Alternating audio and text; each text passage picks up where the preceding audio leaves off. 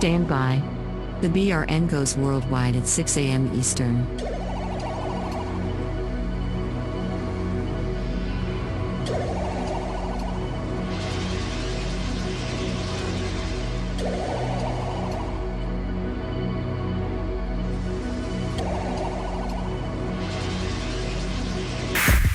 Attention, BRN affiliates. Showtime in 90 seconds.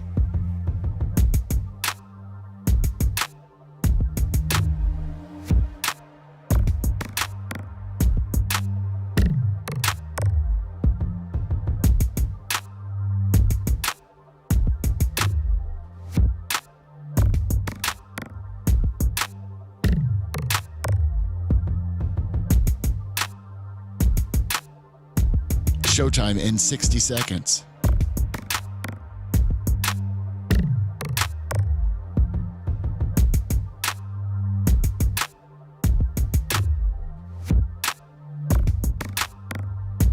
"45 seconds.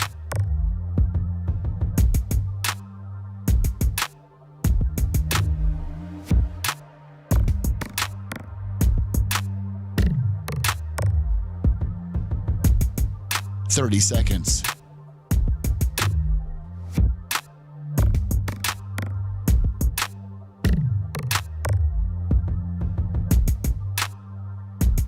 The show will start in 15 seconds, and this is your last audible warning.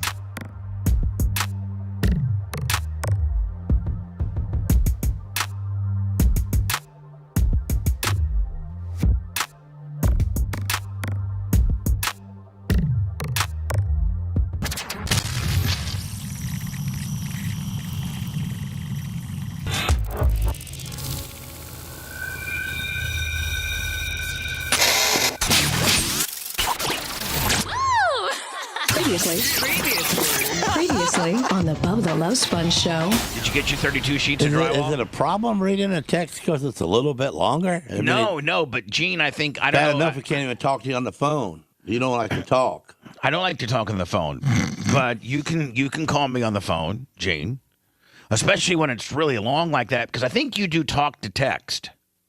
No, I don't do that. You don't? No, because my voice ain't right. You got You're listening to the Bubba the Love Sponge show.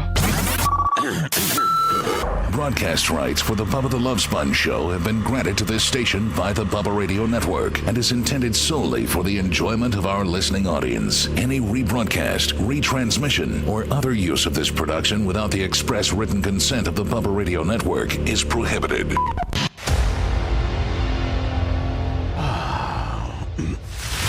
I guarantee you, every one of us feels like straight ass today. Dr. Remulac, $100. Did you see that was yesterday? Yeah, and Diet Curtis Enright, $10. And what was the Dr. Remulac again? Is $100. Is that yesterday? PayPal, Venmo, Yes, it is. Cash App? Venmo. Dr. Remulac. Is he a real doctor, you think? Yeah. Yeah, sure. Let's just make everybody a doctor. Sounds good to me. We got a real doctor on the show, and he says, make everybody a doctor. Yep. I don't really care. I don't. It's the Bubba the Love Sponge show, Monday, January 13th, 2025. All of us probably have what was called an NFL hangover, especially when you have to do a show this early. Most, people that were in Dan's box and things like that don't have to be at work till 8 or 9. So they can actually get a pretty good sleep. Lummy is full hot because he said that they rerouted traffic last night. Well, first of all, if you either were watching the Bucs game on TV or you were there, it went down to the last play. I mean, it went down literally to the last play. Yeah. And statistically, I think there might have been 3 dunks, a field goal, extra point and or field goal attempts that hit the uprights this weekend. It seemed to be a lot, and I think every one of them didn't go through except the Bucs Commanders one. Lucky us. And so it went down to, it was tie game, right, Lummy? Yes, it was.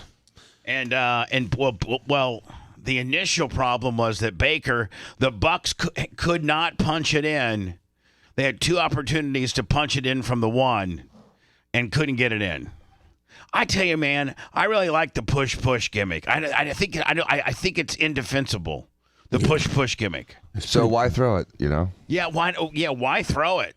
Now, granted, you have arguably one of the best receivers ever to play the game in Mike Evans, so that's your argument. Yeah, but the other thing is that Bucky Irvin had a positive gain, all but maybe 2 plays. Right. So the other thing is, by the way, Rhett, your mic's up.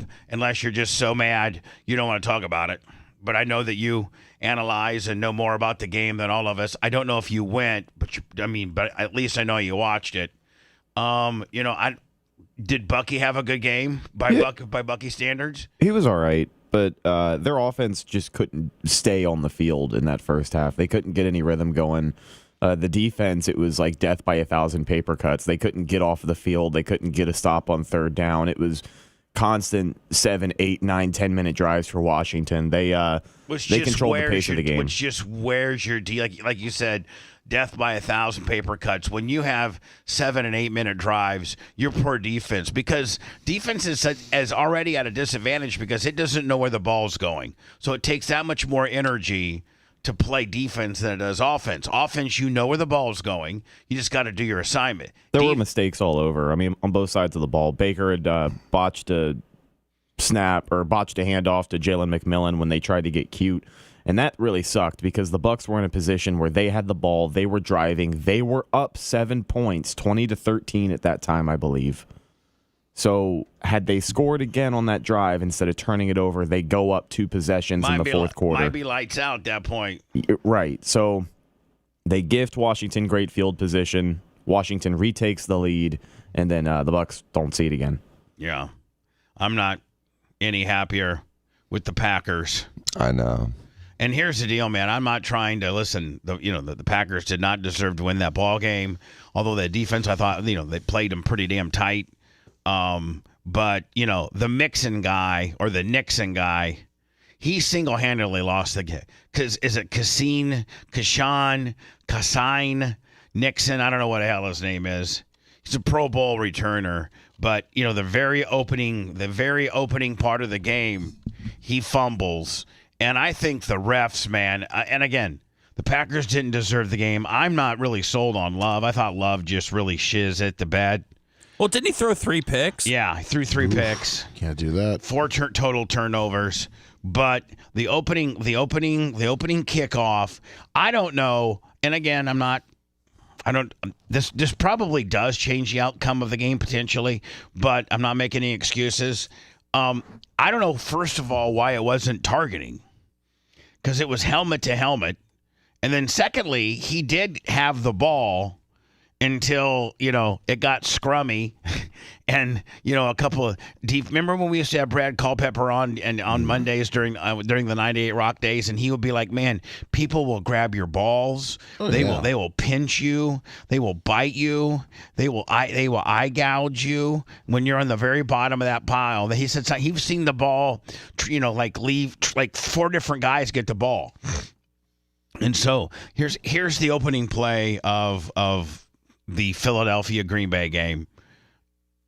And the NFL playoffs on Fox, and here we go. Here's Keyshawn Nixon, the all-pro returner for Green Bay. And gets decked up before the third. I think the ball came out there. Who's going to come out of it? Eagles say they have it. Exactly the way you can't start. Why is this? You got to a great player in Keyshawn Nixon, but now why isn't that targeting? Clean hit right on the ball. Clean hit? Knocks it free. Exactly the way you can't start. You got to a great player. I mean, is that a clean hit? I think targeting is for a defenseless receiver. I think you could do helmet to helmet on that one if you wanted to. Okay, all right. Maybe I don't understand the rules. Technically, you're not supposed to do helmet to helmet. You could get a penalty even on a running player. But I mean, if you want, hold on. You got to a great player. I mean, it's very incidental. Unless that's exactly textbook quality tackling the crown of your helmet on his chin.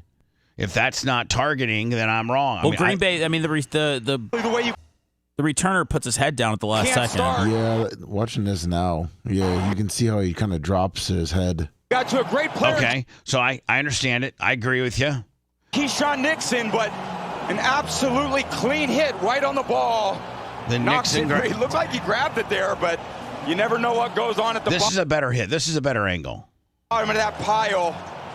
Ooh, now hold on, Dan. That was the crown of the Philadelphia player's helmet. Onto his face mask. Bottom of that pile. That was crown to crown. Big time hit there by Oren Burks. Now you'll see right here. He's got it right there, but he's got it. Oh, maybe he gets it back. And they, of course, give it to the Eagles, and the Eagles score, and they're down 7-0. And they score a field goal. It's 10-0, and the rest is history. I don't know. A lot of the Packer forums and things like that. They were like, "Man, I don't know how that's not a targeting deal, but maybe targeting's not applied." If he was a quarterback, that would be targeting. But well, of course, yeah. But I mean, maybe the when you're the runner and you put your head down, it's kind of hard not to hit him. Yeah, and then that same Nixon guy, Lummy, is the guy that pushed once Shaquan Bark, whatever his name is, was out of bounds. Shaquan. Once Shaquan Barkley was already out of bounds, and that Nixon gave him like a little push gimmick and caused him another 15 yards. Of course. So, as an NFL coach, do you call that guy out in the locker room? I mean, Dan, you were in the locker room 6 years under a couple different head coaches with your father as a team doctor.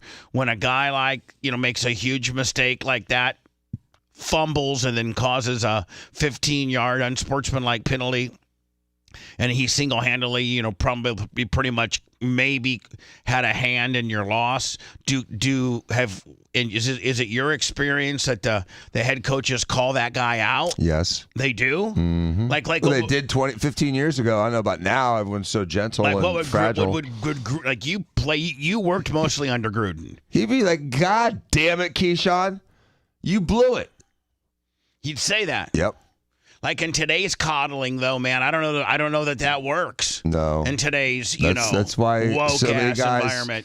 That's why there's older guys retiring from the NFL. I can't believe that Kansas City still has that coach. He's so old and white, but I guess he's a nice guy when they're always winning. Well, I mean, I think you can be old and white and call people out as long as you're winning.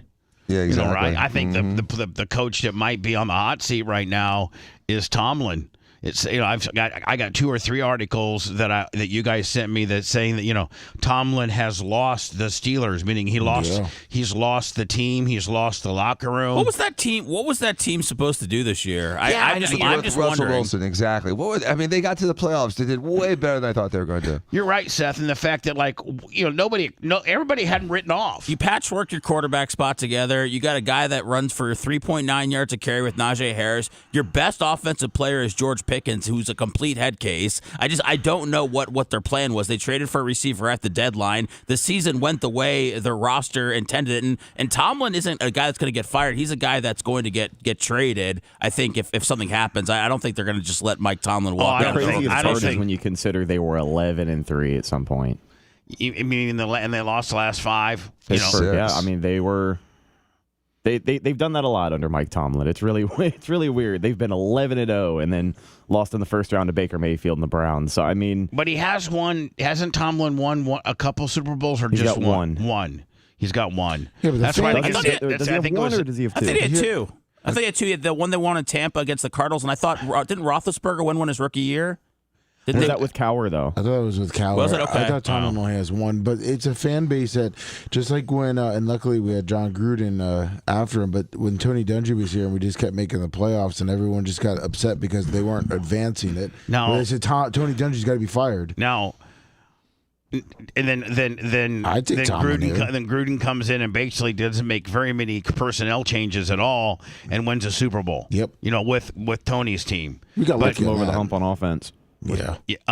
So, do you see Tomlin getting thrown out of the Steelers? And then have you guys seen where just this week with all the NFL change and turnover and changes where Gruden's name is now popping up?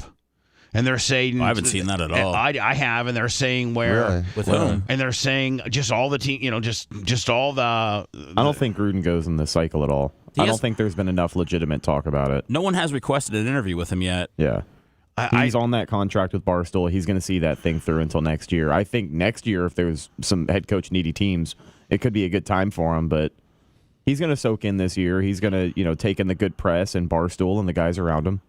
Build the brand. Sure. He's not losing any games. He's still undefeated. And all he is getting to know getting to know the current current hopper of players, you know what I'm saying? Like, so when he does come in, he'll have a better understanding as to, the hopper of players. I mean, the people that played under him are all retiring and timing out, so to speak. So he's doing his own thing. He's really going all in with the media. Like, this is the most involved he's ever been outside of just calling the games when he was on Monday Night Football back when.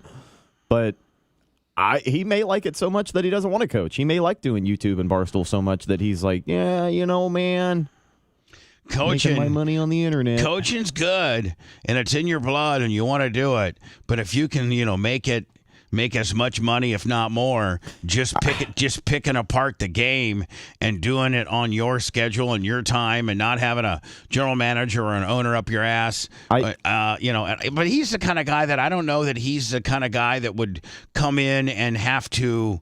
I think he's the kind of guy that needs to be both the general manager and the ball and the coach. I do say all of what I said to say that Gruden is a for-lifer, man, when it comes to the game of football. So I don't think he'll be able to stay away.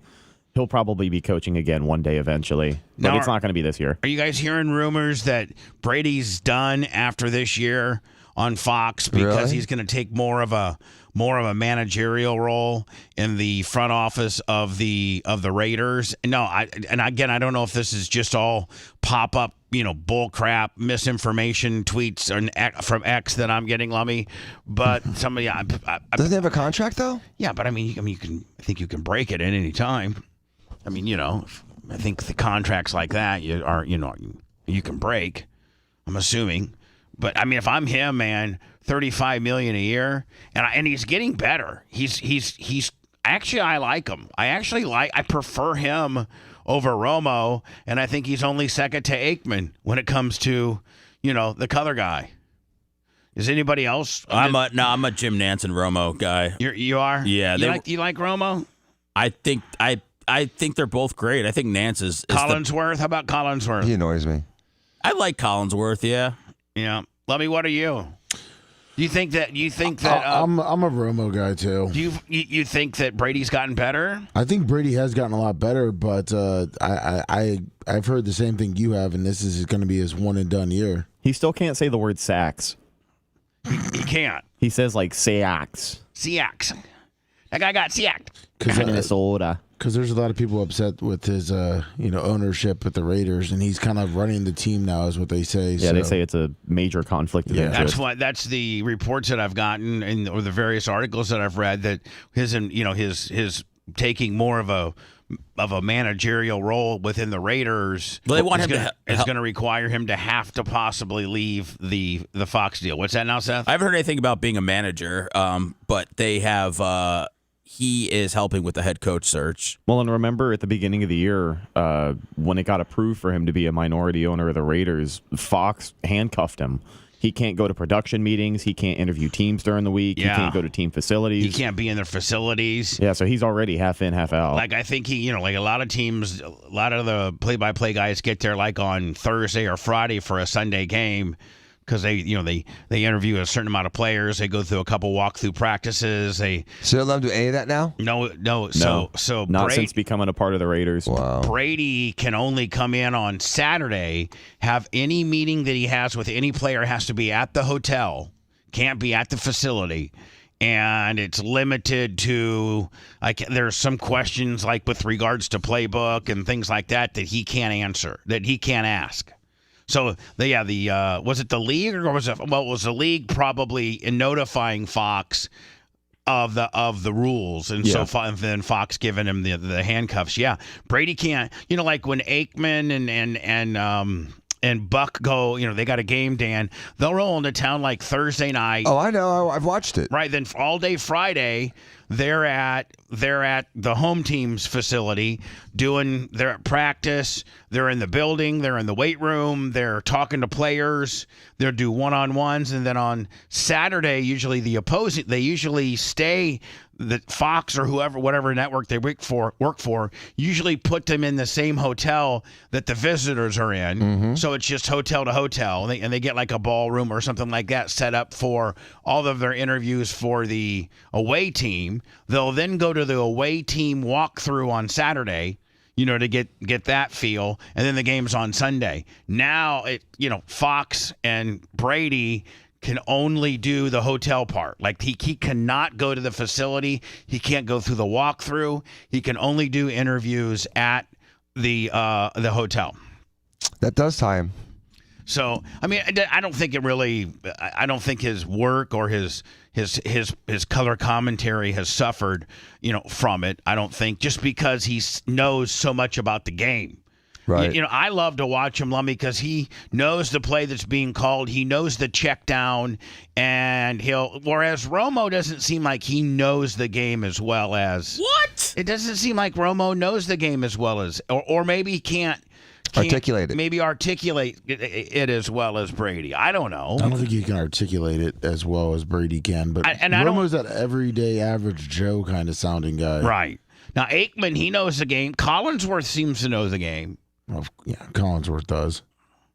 Do you have do you know to this day who has the longest touchdown pass in the history of the SEC? Is it Collinsworth? I think it was Collinsworth on one of those lateral gimmicks, and they were on the 1 yard line, and they lateraled it to him, and then he did one of those, like kind of like a statue, like a lateral pass gimmick. People think it's going to be a pitch or something like that. I think you can look it up for me, Lummy, and see who's got the longest pass in the SEC. And I thought it was Chris Collinsworth when he played. And don't forget, he was a Florida Gator. All right, so the over the weekend, we obviously had the NFL. We also had we had Notre Dame and. Freshman. And he was a freshman. Yeah, he. Am I right or wrong? 99 hold on, I have to give myself something for That's that. amazing, Now, Bubba. come on. That I knew that. All right, tell me the stat that I knew that you should all just really be putting me over right now. Anyway, go ahead. In 1977, as a freshman quarterback, Chris Collinsworth threw a 99-yard touchdown pass in the fourth quarter to a 48-3 route against Rice. Yeah, so there you he go. was a freshman quarterback. So that's before they moved him out to probably wide receiver. Yeah, That's why I know so much. So anyway, what do we have? Notre Dame. We had Notre Dame. Who played? Notre Dame. It was Notre Dame, Penn State. Yeah, and then Texas. Notre Dame, Penn State, and Texas, Ohio State. And Texas, man, they were in it. Yeah. Texas was in it. I thought they were going to maybe pull it off. But, boy, God, can Ohio State hit or what? Yeah, they can. So it's Ohio State, Notre Dame, what, 1 week from tonight? Yeah, it's on the 20th. 1 week from tonight, same day as the inauguration. And is that in Atlanta or is that in Atlanta? Yes, it is. I think they should make a rule that the national, just to really, really, really, really ignite a city, that they should make a rule where the Super Bowl is in the same place where the national championship game is. What the hell? No, but think about what that would do for that particular Who city. makes that rule? I mean, I just want to know. The NFL and the NCAA get together and say, "Hey, listen, we'll have it. Where's your NFL? Where's your Super Bowl sites at?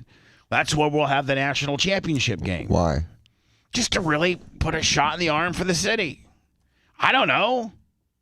Just an idea. I think the Savannah Bananas brings a shot in the arm of the city. Savannah Bananas. I don't even think anybody cares about those anymore. Where are how many years ahead do they go with regards to the Super Bowl? 4, 5? Like, where's this 4 or year? 5. Where's this year? New Orleans.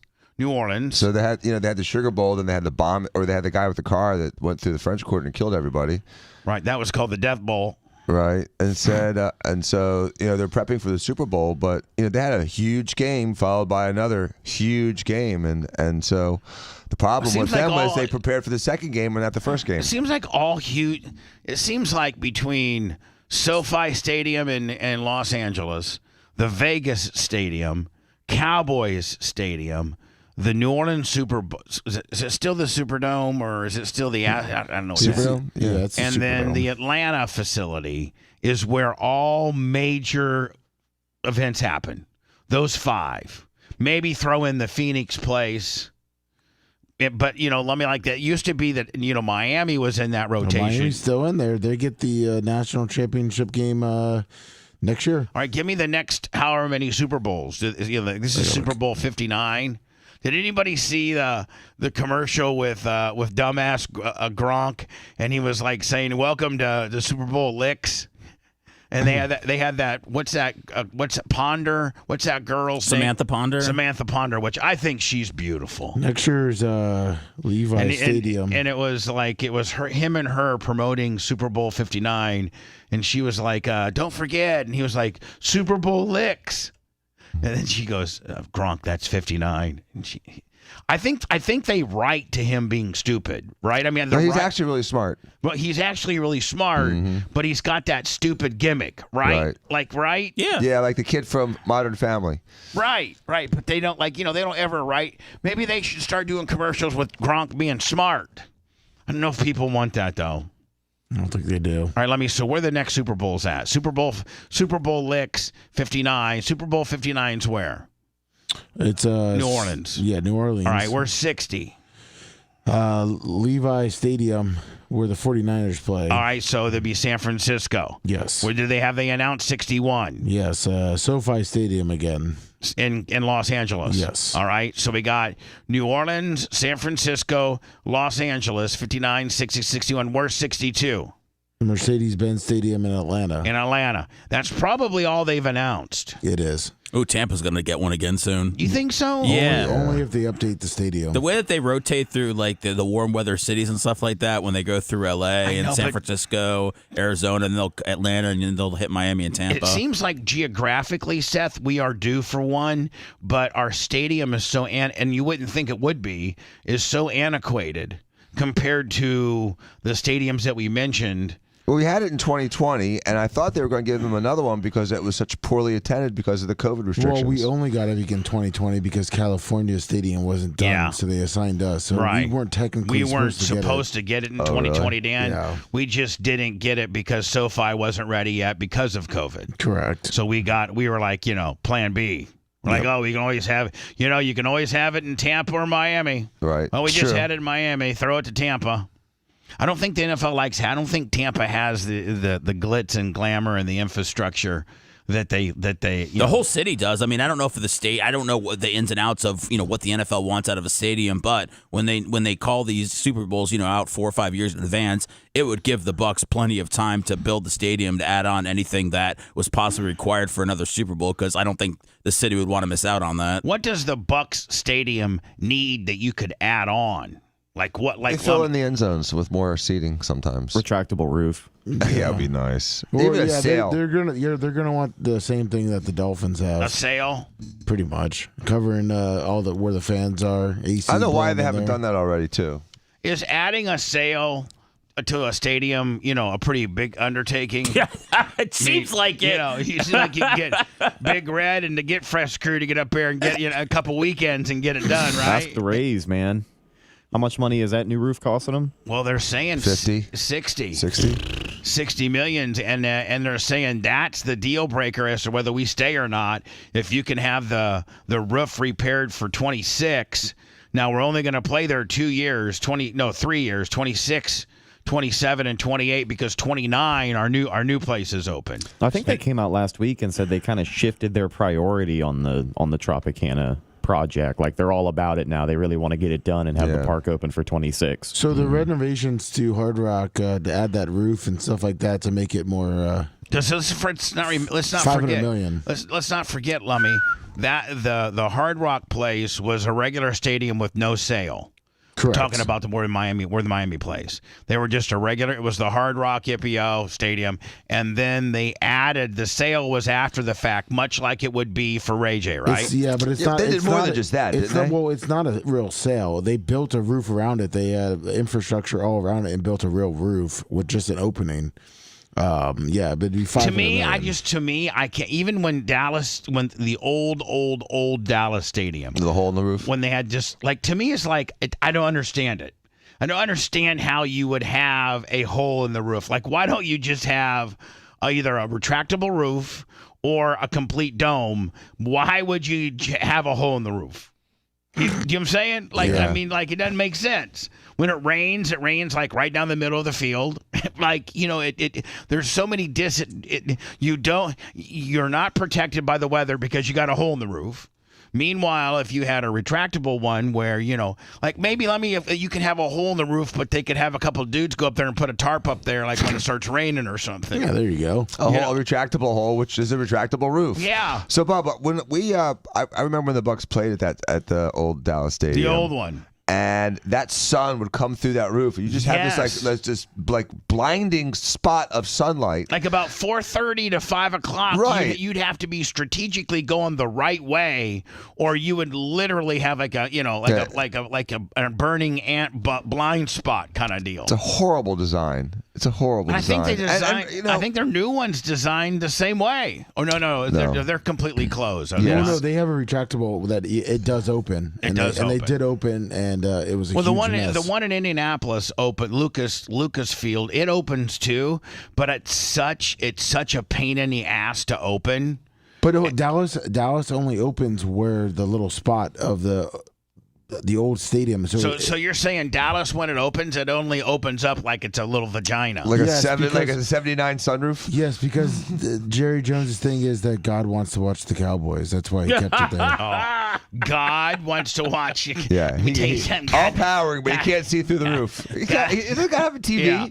God's got enough cable. God he can't afford it. God can see through anything. If he can see your soul, he can see through your stupid roof. But why make it more difficult for God? I mean, if you could make it a little bit easier on the man or woman, you would probably just go ahead and do that for him. Yeah, he doesn't need instant replay. And you know Jerry Jones, he's got to do everything godly he can at this point with all the the 19-year-olds that he's knocked up and had secret babies with. I sent you the picture of like how the roof looks on the stadium for the Cowboys and what it looks like when it's opened. And yeah, he mastered it to the old stadium. All right, here we go.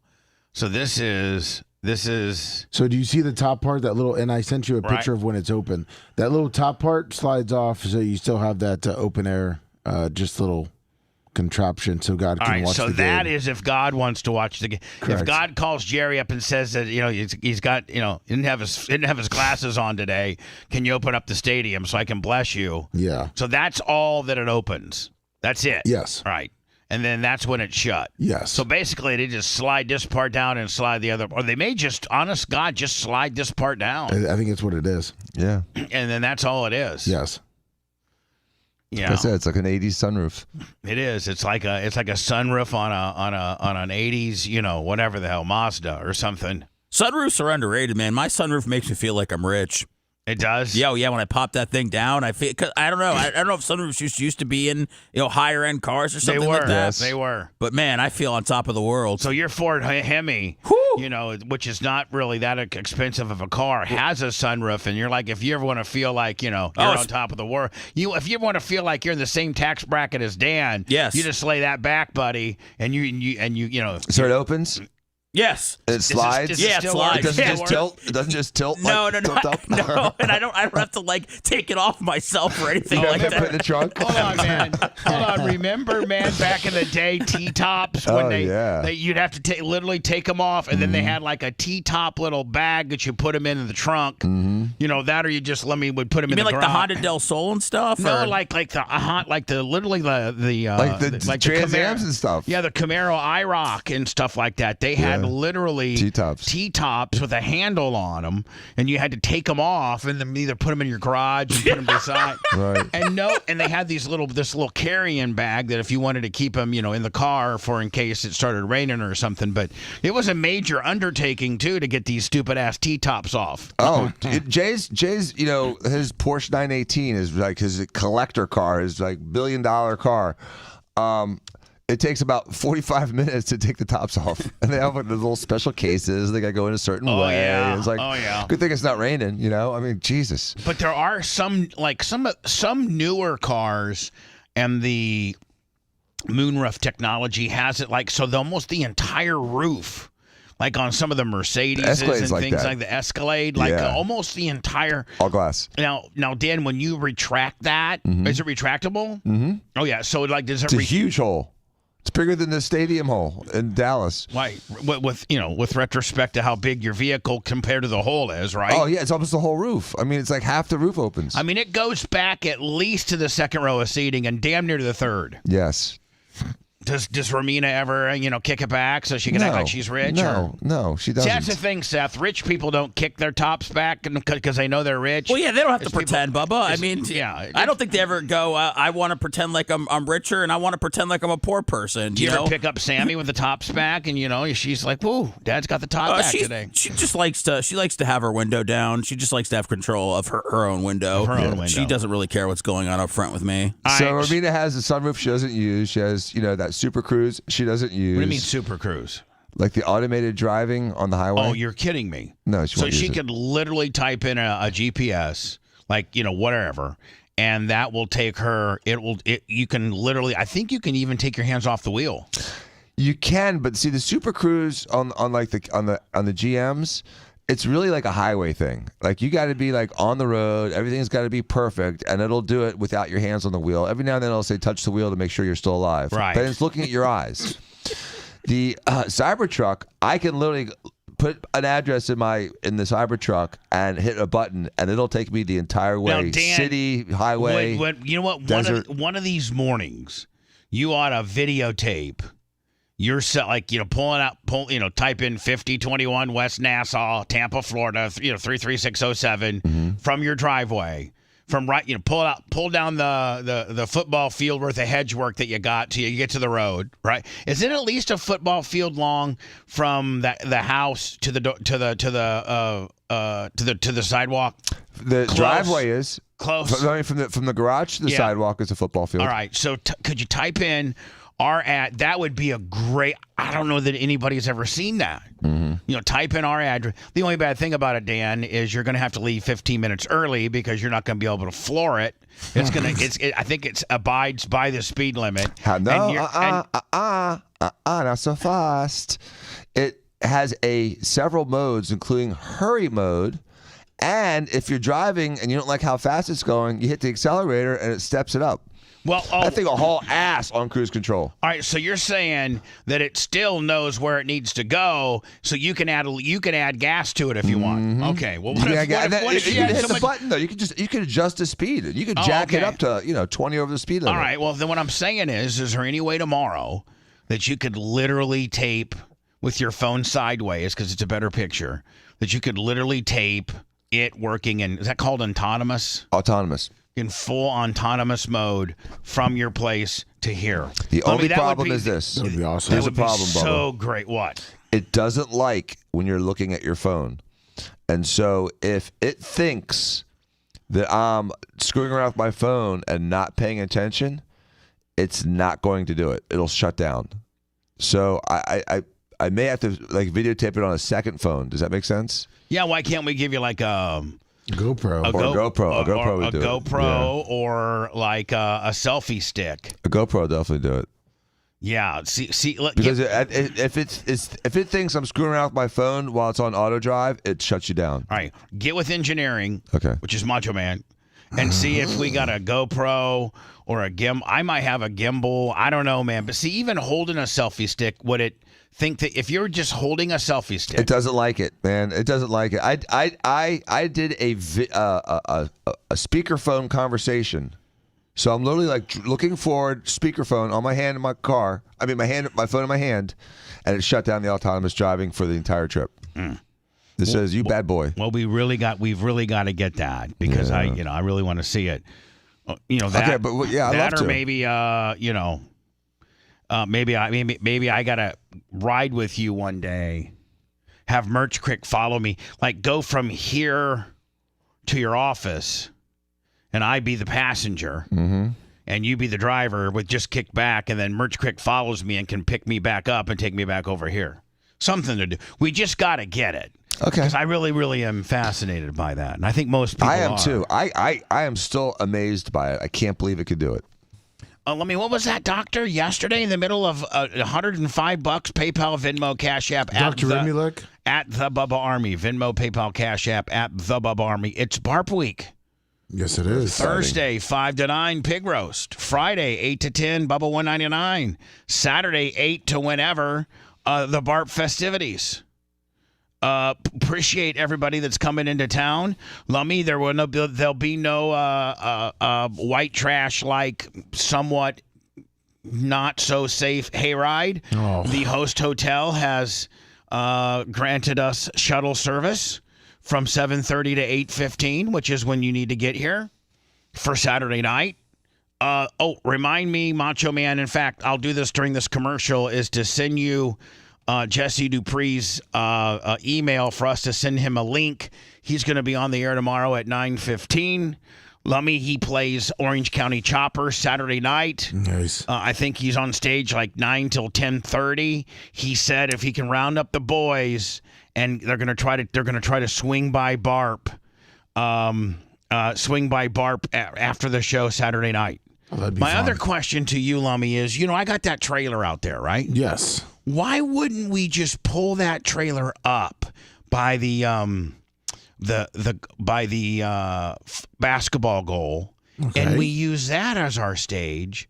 Then that wood thing, because the distance between the end of the tent and the entrance of the gate where people come in is far greater than the size of that trailer, and we just use that trailer as our stage.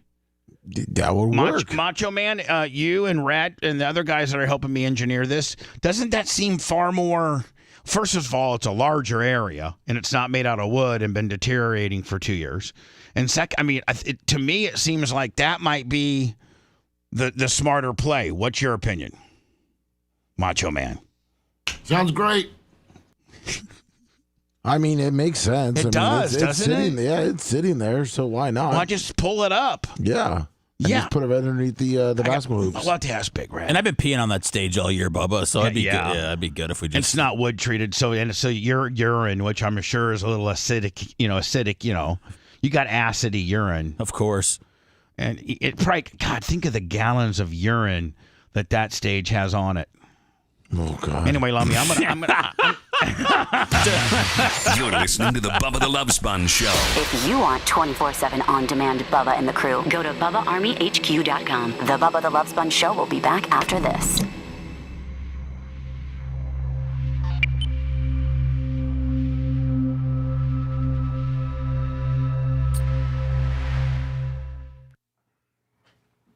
Did my buddy Darren say that he was my buddy? Lummy, where's the national championship game being played? Is it Atlanta? New Orleans. Oh, I'm sorry. That's yeah. National championship. The Mercedes yeah. plate. Yeah. Yeah, he said it was. Okay. Yeah, he's a cool dude. He's telling me a couple different things that he's got planned for you. Indoor skydiving? Oh, yeah. Yeah. We went to Topgolf on Friday. Yeah. Who did? Me and some fellas. Why didn't you tape it? Who said I didn't? This is pretty Hutchison. Who say I did? I'm horrible. I hate golf.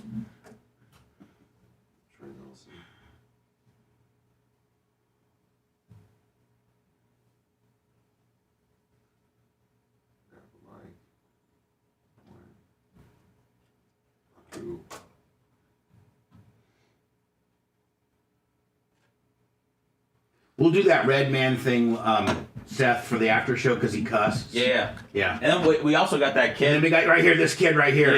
Yeah. So that'll be the. We've been waiting a week for that. I know, but he fucking brings it, doesn't he? He does.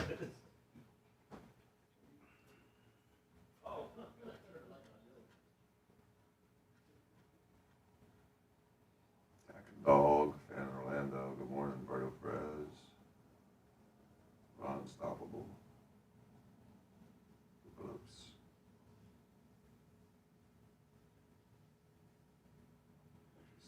Slayer.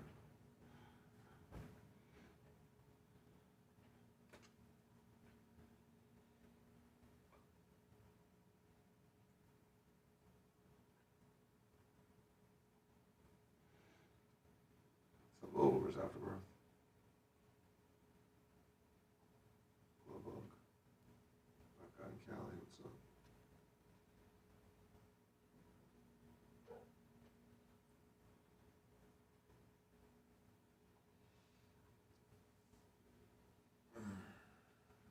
Guru.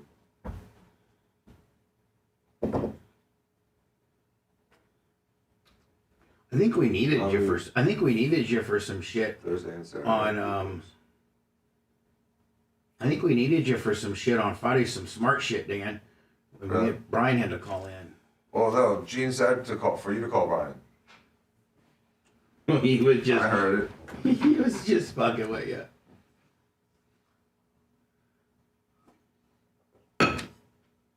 Have you been? How's your hair? Have you been getting any? I'm doing another one Friday. Okay, good. It's moving. You like to get probably 2 or 3 a week, though, wouldn't you? I'd like to get a couple a week. That'd be great. How about 1 a day? How badass would that be? That would be awesome. Fuck, you might buy me a new Cybertruck if I got you one would.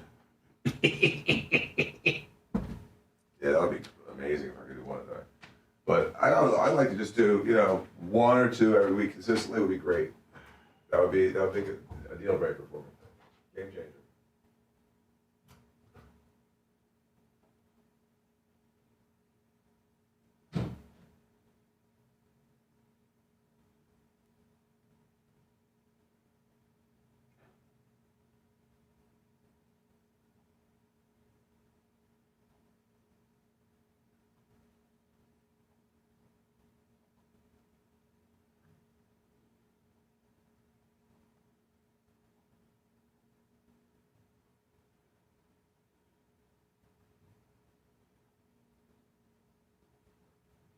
Hi, hello, YouTube. Rudy, FJ Bar, Shane Sign, Tim somebody.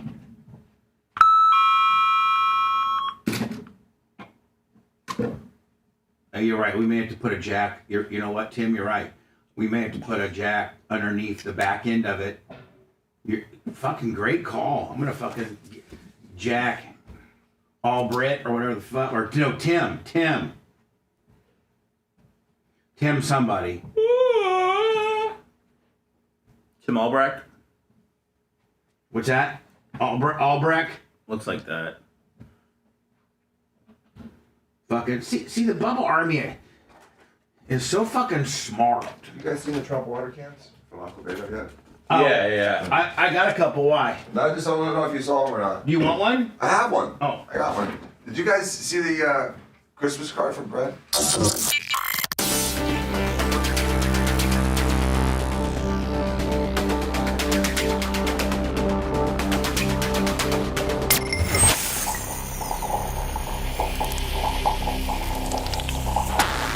Broadcasting live from the Aquabito studios, aquabito.com/Bubba. It's the Bubba the Love Sponge Show. You know, as much as sometimes chat messes with us, sometimes you get some brilliance out of it. And Tim, I think it's Tim Albrecht, mentioned something that was very, very much. Hold on, is your mic on, buddy? Who, me? What's all this? I heard this whispering. Are you whispering, Seth? No, To himself. What's wrong, buddy? No, everything's okay. Just Lummy wasn't in here, and Lummy and I went out the front door after the break. Did you guys lock it behind you? Well, I locked it, but I didn't see Lummy. Normally I'll see Lummy peeing by his truck, and I didn't see him out there, so I locked it, and I guess he was still out there. I was investigating the trailer. Sorry. Are you investigating the trailer? And what is your? I guarantee you, it's a good idea. You've not come up with the same synopsis as Tim Albrecht has, and he's got an unbelievable suggestion if we do use the trailer as the stage for BARP Saturday night. Now, you went and sized up the trailer. Yes. What's your synopsis? I think it's a good idea. I think the But what about your hayride deal? It's dead. Dan. What? We called It's a sensitive issue, Dan. No, Dan, first of all, I was catching all kinds of crap on it. It was going to be great content, but, it was going to be logistically kind of a nightmare. And we were going to need you to drop some fake waivers and stuff. I didn't know you guys scrapped it. And also have your suture kit here in case somebody skinned a knee, right, Seth? I mean, we needed full-blown deal. Yeah. We needed, you're going to have your Silvadine, a suture kit, an abrasion kit. So Merch Crick just called up the host hotel and said, listen, from 7:30 till 8:15, could we use your shuttle? I mean, could you have your shuttle driver drive? Because all the rooms in the host hotel sold out. Oh, nice. It's filled. It's sold out. Yeah. Nice. And so because of that, and Lummy, here's the deal: all these places that played, we're not going to give you good room rates because the Bucks are going to be having a playoff game. How about it? How about it now? How about, because Lummy, the Hyatt House is that's the closest here. It's got a bar. It's a great place. It's new. We don't even need shuttle service because it's so close. But the Hyatt House, when we gave them the weekend for BARP, which, Lummy, we've used them like 4 years in a row, all of a sudden the new woman's like, instead of, listen, the rate that I got, listen to the rate that I got, $119. Nice. We got a $119 rate for those that are staying at the host hotel. We call the Hyatt House. This is in July, August. That's when they tell us to call all the time. And the Hyatt House was $229 because they were thinking that the Bucks might host a playoff game. So they're $229, and the host hotel's $119. So anyway, Dan, they gave us a block of, 40, 50 rooms. I don't know how many rooms we got, but we sold them out. There are people staying other places.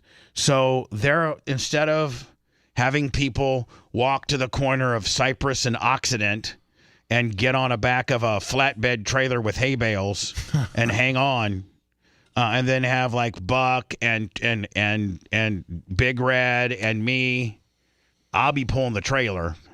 People getting in the back of trucks and things like that. We just called the host hotel and they'd be like, no, we'll just use our shuttle bus. So we're shuttle busing people over. So that's good. Much more, safe. Not only that, Dan, but just legally, yeah, it's reliable. Right. What if I took the corner too fast at Nassau and Occident? Next thing you know, a girl falls off, and then the back trailer tire runs over her head. I'm going to get sued. You know that. And good luck collecting. Good luck collecting. Good luck collecting. I have a dream team of lawyers, and I'm broke. I mean, if the IRS can't collect for me, how can you? You're judgment proof. Yeah. I mean, that's what I should tell people. You know what? If the IRS is willing to settle with me because they know I have nothing, then good luck. You know what? You know what my latest thing was and here's one thing I do pride myself on. Even Donald Trump has. And a lot of smart business people sometimes will file bankruptcy to better themselves or as a business move or something like that. I've prided myself, Lummy. I could have filed bankruptcy.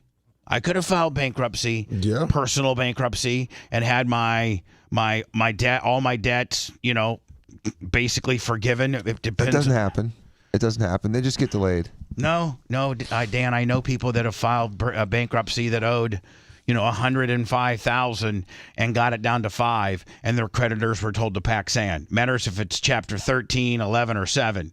But you can file bankruptcy and have all of your debts waived. They can't take your house and they can't take one car. That's it. They can take everything else. And it goes into a trustee deal, and you got to deal with the trustee, and it's like a 3-year process. But one thing that's helping me with the IRS right now is that my IRS attorney is telling the IRS, hey, you know what? He didn't file bankruptcy, and he could have. And they're like, yeah, you're true. And at that point, if you file the right bankruptcy, Dan, and you have the right bankruptcy attorney, your personal IRS debt can be part of what's forgiven. So, I didn't file bankruptcy. I'm too proud for that. I'd rather make payments than to file bankruptcy. But anyway, we're getting shuttle service from the host hotel. Let me Saturday morning, probably around 10 or 11. I think I'm going to go to the host hotel, and I'm going to see what time the continental breakfast ends, and do continental breakfast with any of the BRN or the Bubba or any of the Bubba Army people that are up. Because let me see, that would be because Friday night's not going to be that late. That's Bubba 199. That's only 8 to 10. So Saturday morning I could go over there and do breakfast. Because Saturday night's the late night. That's when I think by the way, Dan, the after party's at the Dollhouse. All right. Yeah, I'm getting with Warren, the owner / general manager of the Dollhouse, and getting his business card, which is your ticket into getting in. Let me waiving your $20. Because isn't it $20 to get in? Yes. Yeah. So I think when you give Wayne's business card to the woman to let you in, I think that's your freebie. That's your freebie, but I think they give you a drink ticket too. Oh, nice. Wow. Yeah, so that's going to be cool. Saturday night. Dan, which nights are you making? I think Thursday and Saturday. So the pig roast and barp. Right. Seth, I think you're locked into just barp. And no pig roast? You of all people said you were disgusted by that. No, it was going to cause you anxiety, and you wanted a veggie burger instead. Well, I thought maybe I misheard you, buddy. No. I mean that's all true. A real live pig with a spigot through its ass and going through its mouth, roasting over an open fire, I thought was going to cause you turmoil. Well, I mean, anything at this point can cause me turmoil. I figured that you would want everybody here. Is it going to be here? Yes, Thursday's here. Tate's is closed forever. That's a shame. They're knocking Tate's down. They literally are knocking Tate's down. Too bad for Steve. Steve could literally walk there. I know. From I his love new that place. I do too. It was old school Italiano, but man, what the property's worth. He's got a racetrack and a Wawa and a 7-Eleven, and he's got a bunch of people that want to buy that property. That's prime real estate, where the rich people live. So anyway, yes, Thursday has been moved from Tate's Pizza, formerly on West Shore, to now the studios. The tent gets set up Wednesday. Nice. I'm going to move the trailer out today. No, I probably should move the trailer out tomorrow night. Yeah, and Macho was saying, what about like stabilizers? Now this is where Tim Albrecht came into, and this is where what he mentioned on chat, I think opened up by saying sometimes chat is a little mean-spirited. They may call Seth some type of anti-Semitic name, which pisses him off, which when we're at that point, we're going to have to block you. So quit being dicks. Just be nice on chat. And Tim Albrecht had a brilliant idea. Like when your trailer is hooked up to your truck, you can stand on the end of your trailer all you want. Yeah. Hell, you can load a car up on it. That tongue's not going anywhere if it's hooked up correctly. But if a trailer is just sitting there on its jack stand, the tongue stand, then if there would be a bunch of weight towards the back part of the trailer, it would do a wheelie, So yeah. I'm going to get 2 bottle jacks.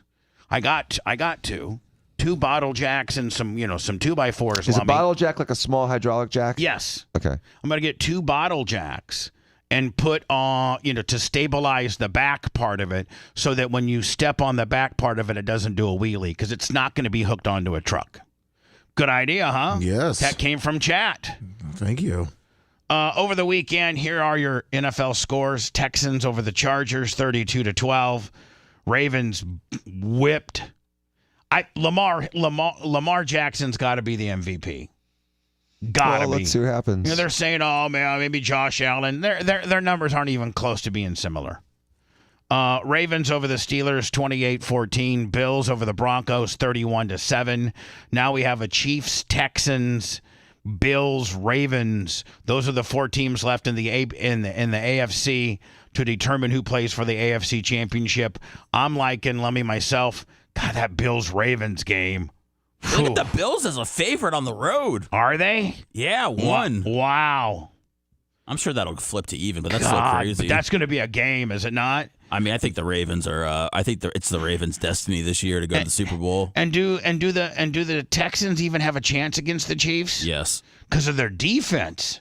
Right? Isn't their defense been lights out? Oh, yeah. Lights out. Everybody thought they're, C.J. Stroud and whatever, but their offense have actually been struggling a little bit. Their defense lights out.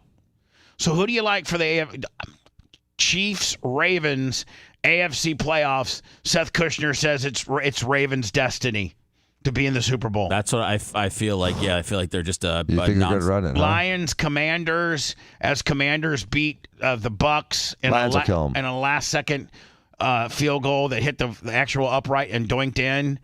Packers got pretty much blown out by the Eagles. Not blown out, but blew the game and gave it to the Eagles 22-10. Commanders 23-20 over the Bucks. And so now it's Lions, Commanders, and then it's Eagles, and then the winner of tonight's Rams Vikings game. Who does everybody like? Lummy, starting with you and ending with Rhett. Lummy, who do you like tonight? I like the Vikings. I like the Vikings, but although they're on the road, they struggled a little bit down the stretch. I'm going to go with the Rams. Rams, yes. Seth. Oh, man. I think the Rams are playing for L.A., baby. Let's go. Sean McVay and Matt Stafford. There you go. Dan? I think the Vikings are going to win. Rhett? I think I said on Wednesday, I also got a feeling about the Rams this week. I think L.A. wins. I think Minnesota is just, there's something flimsy about their record this year. Yeah, and if you put pressure on them, that's how you beat them. Now, second question to this, does Sam Darnold get a max deal? Do they keep Sam Darnold? I mean, he's on a 1-year deal this year. Is he the guy that has taken him? I mean, obviously he's the guy that's taken, but is he the it factor, or could they have plugged any consistent quarterback in there and had the same outcome? I feel like that's what they're thinking, is that they can just plug anyone in, and J.J. McCarthy is who they're going to get. So I think Sam Darnold does not get a long-term contract with the Vikings. They get J.J. McCarthy? Well, I mean, yeah, that's who they got now as backup, right? Yes. So they're now, is he a rookie? Yes. So they're doing like Aaron Rodgers, Brett Favre, Aaron Rodgers, Jordan Love sit down deal, but only 1 year. No, he got hurt in the beginning of the year. Oh, he did? Yeah. How was he doing until he got hurt? He got hurt in the preseason, so hard to tell. He was going to compete for the job. But Rhett, do they keep JJ and ship Darnold? I mean, because somebody is going to give Sam Darnold some money. Somebody is. Yeah, I think if Minnesota doesn't want to front the money, then he could get more elsewhere. He'll be a top target in free agency. I don't think Minnesota is the team that gives him a long deal. Yeah, so he's going to get his money somewhere else, whether it be whether it be Raiders, Browns. Whether it be Browns, whether it be Panther. Well, go back to the Jets. I don't think it was the same exact system, but the Vikings have proved that, they won 13 games with Kirk Cousins a couple of years ago. They just won however many games this year with Sam Darnold. So it's the system. They're hoping it's the system. So Eagles, let's say Eagles, Rams, Lions, Commanders. I say Lions, Eagles in the NFC Championship game, and I think the Lions win that game. Are the Lions getting healthier? Are they getting better? Because they were really nicked up. Yes, they are. That bye week helped. You're forgetting, though, a lot of people are slapping up the weather in Buffalo, man. I'm telling you that people having to go up there next week, it's not going to be pretty. Dan, they're charging a Sony Handycam for you. Do you think that would work? Sure. I mean, just like if you had a Sony Handycam, in your hand, are they gonna? Is your car gonna think that that's a phone? I hope not. All right, so we're gonna try to charge that up for you so we can get you driving to work with no hands. So what's Lions, Ravens in Super Bowl? Is that what we got? I think the Bills are gonna make it. Bills, Lions, Ravens. What do you got, Rhett? I got Bills or Chiefs for the AFC. I think it'll come down to one of those two. For the NFC, probably the Lions. Okay, so let's just cut right to the chase. Who wins? Who's Super Bowl licks 59? Who's the 59 Super Bowl 59 winner? It's not going to be the Chiefs again, like it is every year. You think it's going to be the Chiefs? Yeah. Lummy? It's going to be the Lions. I like the Lions too. Seth, do you like to? I mean, what's your gimmick? Ravens. And over to Rhett. I got a terrible feeling about it being Kansas City again. It just feels inevitable at this point. I think America's tired. I think since the Lions are in it, you got some teams that normally aren't this far along. I think America's tired of the Chiefs. If anything, I think they want the Texans. Texans in there. I think America doesn't know anything about the Texans. You're right. America doesn't really know much about anything, to be honest. College, too. I mean, Notre Dame, OSU. Maybe a first-round bye is a killer in the NFL this year. It happened in college. I know these are professionals we're talking about, and it doesn't always shake out that way, but there could be an upset this week. It could be KC going down. You mean both number one seed? Do you think there's a chance in hell didn't the Commanders and the Lions play this year? I don't think they did. I don't think they did. I don't think they did. There's no way the Commanders beat the Lions. And the Commanders aren't that good. No, they're not. I mean, they're good. They're not great.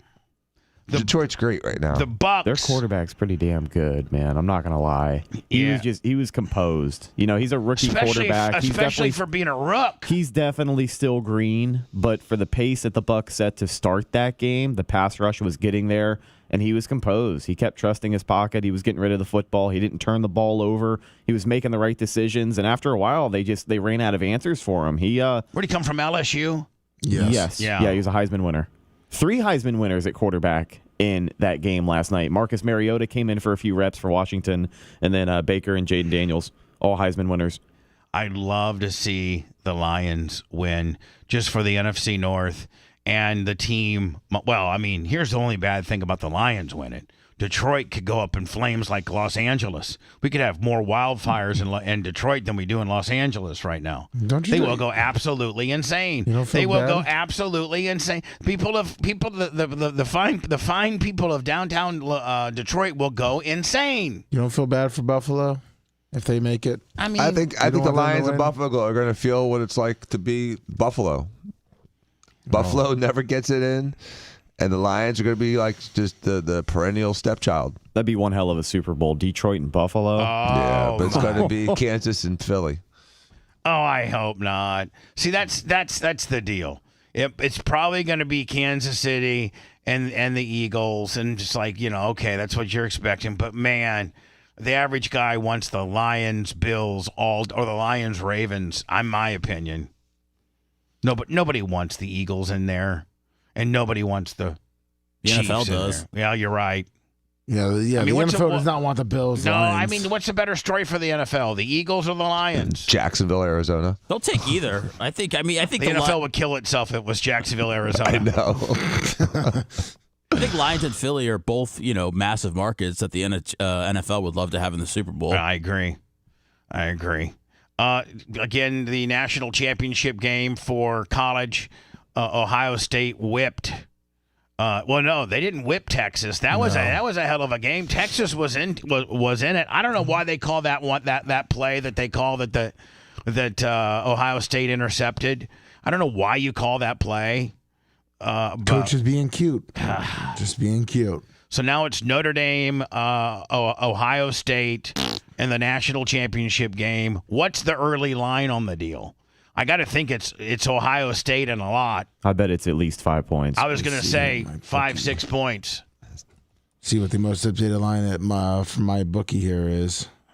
Seems like a lot for a national championship game, but Ohio State has just been... Man, they're just so quick to the ball. They hit so hard. They control the line of scrimmage. Their guys look like they got a whole nother gear Is on it 8.5, Lummy? That's what it's looking like. Are you serious? Oh, man. Blowout City. 8.5. Yeah. Vegas knows, too. Mm-hmm. Wow. Wasn't 8.5? We've had last couple of years, couple of those national championship games be like big one-sided blowouts, haven't we? Yes. Yeah. Anyway. When Georgia beat TCU that one year, they beat them like a drum. You think Notre Dame gets beat like a drum? I mean, does Notre Dame have a chance? That's my school. I think Notre Dame has a chance. When I return, Alec Baldwin. He's upset and pissed, and he's going to sue the prosecution for bringing up charges against him in the fatal Rust set shooting. Remember that independent film Rust that he was doing, and his gun the armorer. Again, on all movie sets, when you have guns and props like that, you have an armorer, a person that ensures that all ammunition used in guns are blanks, and it's a whole division within itself. And they gave Alec Baldwin a gun, the armorer did, that was not a blank. It was a live round. He just dry fired it, and it killed a camera woman. And they initially brought charges up against him. Well, I mean, those charges were later dismissed by a judge, but I don't think it was wrong for the prosecuting attorney to bring him up.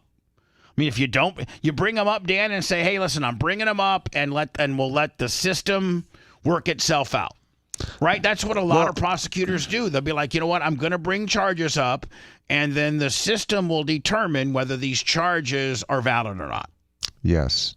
But because then there's two ways to charge someone. One's with a grand jury indictment from a grand jury, or an information from the prosecutor. There's two ways. Right. And once they come up, I mean, if it's based on a reasonable suspicion, I mean, he was holding a gun that went off and killed somebody. It's a reasonable suspicion. Right. And so it's hard to say it's a malicious prosecution. Rather than just take your win because it got thrown, he got summary judgment from the judge. The judge threw it out. Which is so lucky. He got so lucky. I thought for sure he was going to have some kind of trouble for this. Well, at least a trial. He was present. He was holding the gun. It's still reckless. It's still negligence. You would think that he would at least have had a trial, and a jury of his peers would have had an opportunity to go through the details. And at this point, it looks like may have cleared him, based on the information that the judge used to dismiss the case based on this and this. But this looks like a dick move here. I didn't go back. I should have. I should have gone back and sued Mark Ober for malicious prosecution.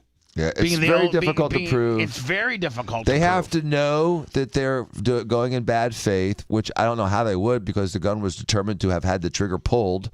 There was a bullet in the gun, and the gun killed someone. So, I mean, I don't think this is a big stretch. The last what's a big stretch is him going after the prosecution. Right. Like when the Duke lacrosse players were in trouble for allegedly raping that black girl. There was a lot of holes in that, and so you're trying to accuse 3 kids of rape with a lot of holes in the story and a lot of inconsistencies in the story, and it turned out the story was completely false. This is different. There was a gun. It did go off. It did kill someone. It hurt someone else. And it was in his hand. And it was in his hand when it happened, and he was responsible for the whole movie. You know what this is? Napa Mike's right. This is to cover his ass civilly. This is probably has some civil ramifications in it. You know what I'm saying, Dan? Yeah, possibly. That's probably what it is. Yeah, but it's like Juicy Smollett suing for malicious prosecution. Right. When you should just take the win. When you should take the win that you got away with it and be done with it. Yeah, he got a slap on the wrist and then fought it. We'll do that next. Hold on. If you love that segment, then check out BubbaArmyHQ.com and do a deep dive on past shows. The Bubba the Love Sponge Show will be right back.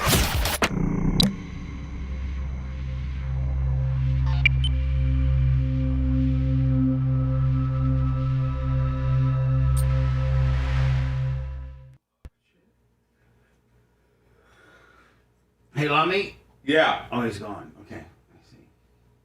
I'm his little helper. Okay, I got it.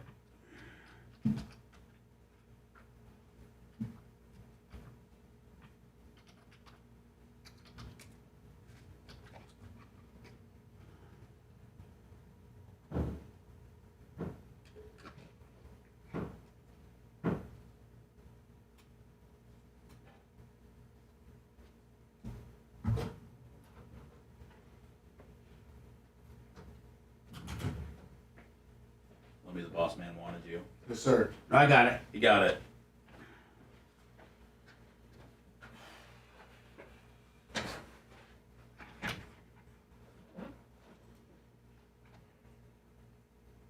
Person right. Rear says 88 months. Yelling Rear and says. here's one. Facebook and Instagram have been in the headlines recently. The censorship on the platform, screaming, angry. First Amendment does apply to the government. That's like consequences from the government if they didn't remove the post. First Amendment does apply to the government. That's like the whole point, right? Is the government is not allowed to censor this stuff. So, at some level, I do think that having people in the administration would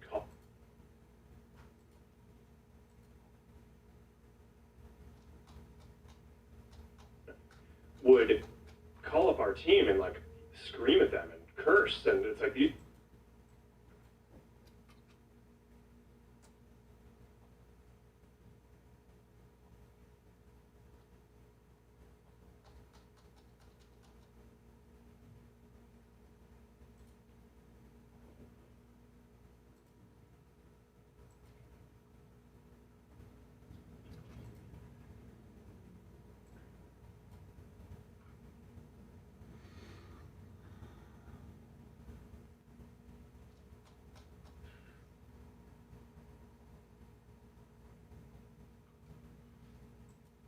Yeah, how'd you know 3/4 time Willie?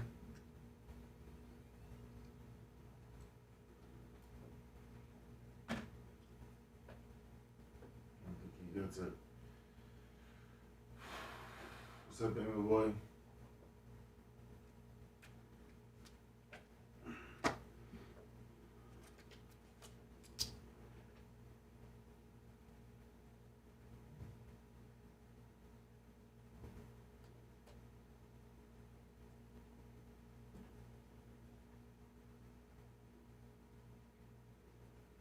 Thank you, Iggy.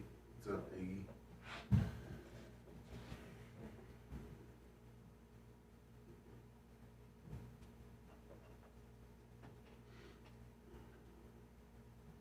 Keep that going.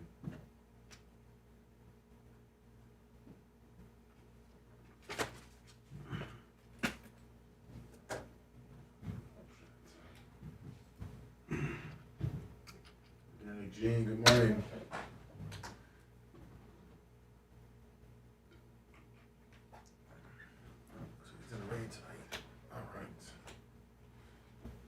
Is it going to rain tonight? Yes, sir.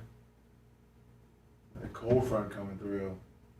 With Bill Nye, the fucking science guy up there, is the weatherman. What the fuck? I do think that having people in the administration calling out the guys on our team, Is either a hot chick doing the weather, or they have threatening this nerve. repercussions if we don't take down things that are true is like it's pretty bad. Who's that guy? It Seth? sounds illegal. Who? Pretty bad. Bill Nye, the science guy, doing weather. No, he's cool, man. Huh? Who is? I've never seen him on there before. Yeah, well, you know what? If you're not a hot chick, you're not making it on TV. But this guy's got the bow tie gimmick. I know. So he knows how to. He's got, and like Dennis Phillips has the suspenders. Like you gotta have a separating factor. I think he's probably the smartest weatherman there out there right now. You know, I might go bow tie for the rest of 2025. They say dress for the job you want to have and not the one that you do have. Suspenders and bow tie? Or just Yeah, and I don't know what job I want to have that entails a bow tie, but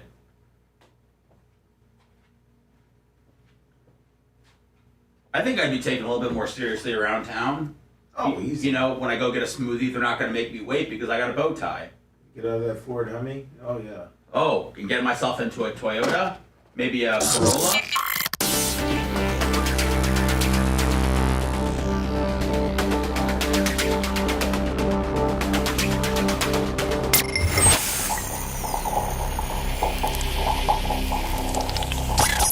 Broadcasting live from the Aquabito studios. Aquabito.com/Bubba. It's the Bubba the Love Sponge Show. This is our big week. It's our Super Bowl of our show. It's BARP, Bubba Army Royalty Party, and it starts Thursday. Here at everything happens at studio. Can we do a streaming only show on Monday? You mean after the you mean you're talking about after BARP? Yeah, I'm saying like BARP's, it's going to be a hell of a weekend, long weekend. You know, Yeah. we're going to let it all hang out. Well, so Sunday we get a chance to recoup. Well, I know, but then you need a recoup from the recoup. Oh, so we come in Monday at 10. Boom. I gotta leave. You gotta leave. Okay. No, I gotta leave. No, hold on. So Sunday morning, I got to get up and go to the track and get it ready because I got a rocket chassis test that's happening that afternoon. So I got to go right from, my Saturday with Barp. We'll probably into the dollhouse in some way, shape, or form. Probably won't spend that much time there, but I'm going to make an appearance because I've never gone, Lummy, and supposedly there's like 20 or 30 or 40 Barp guys that go there. Oh, yes, it gets very busy. By the way, I don't know if Sunbelt, do the Sunbelt rental guys end up going to the dollhouse? Yes, Bob and George. I got Kevin from the 301 location. Then I got George from the Ocala location who's working with me. Of course, Bob is the main dude. His wife Carla.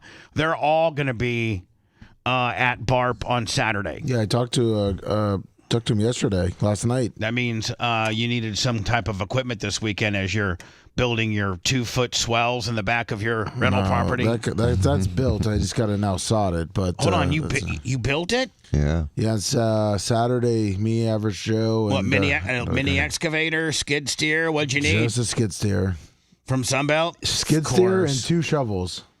Really? Yeah, and it's built. Jake, yes. Now you got to sod it. That's where Average Joe probably comes into effect. Well, Average Joe was driving the skid steer. Big Red was sick, so luckily Average Joe showed up.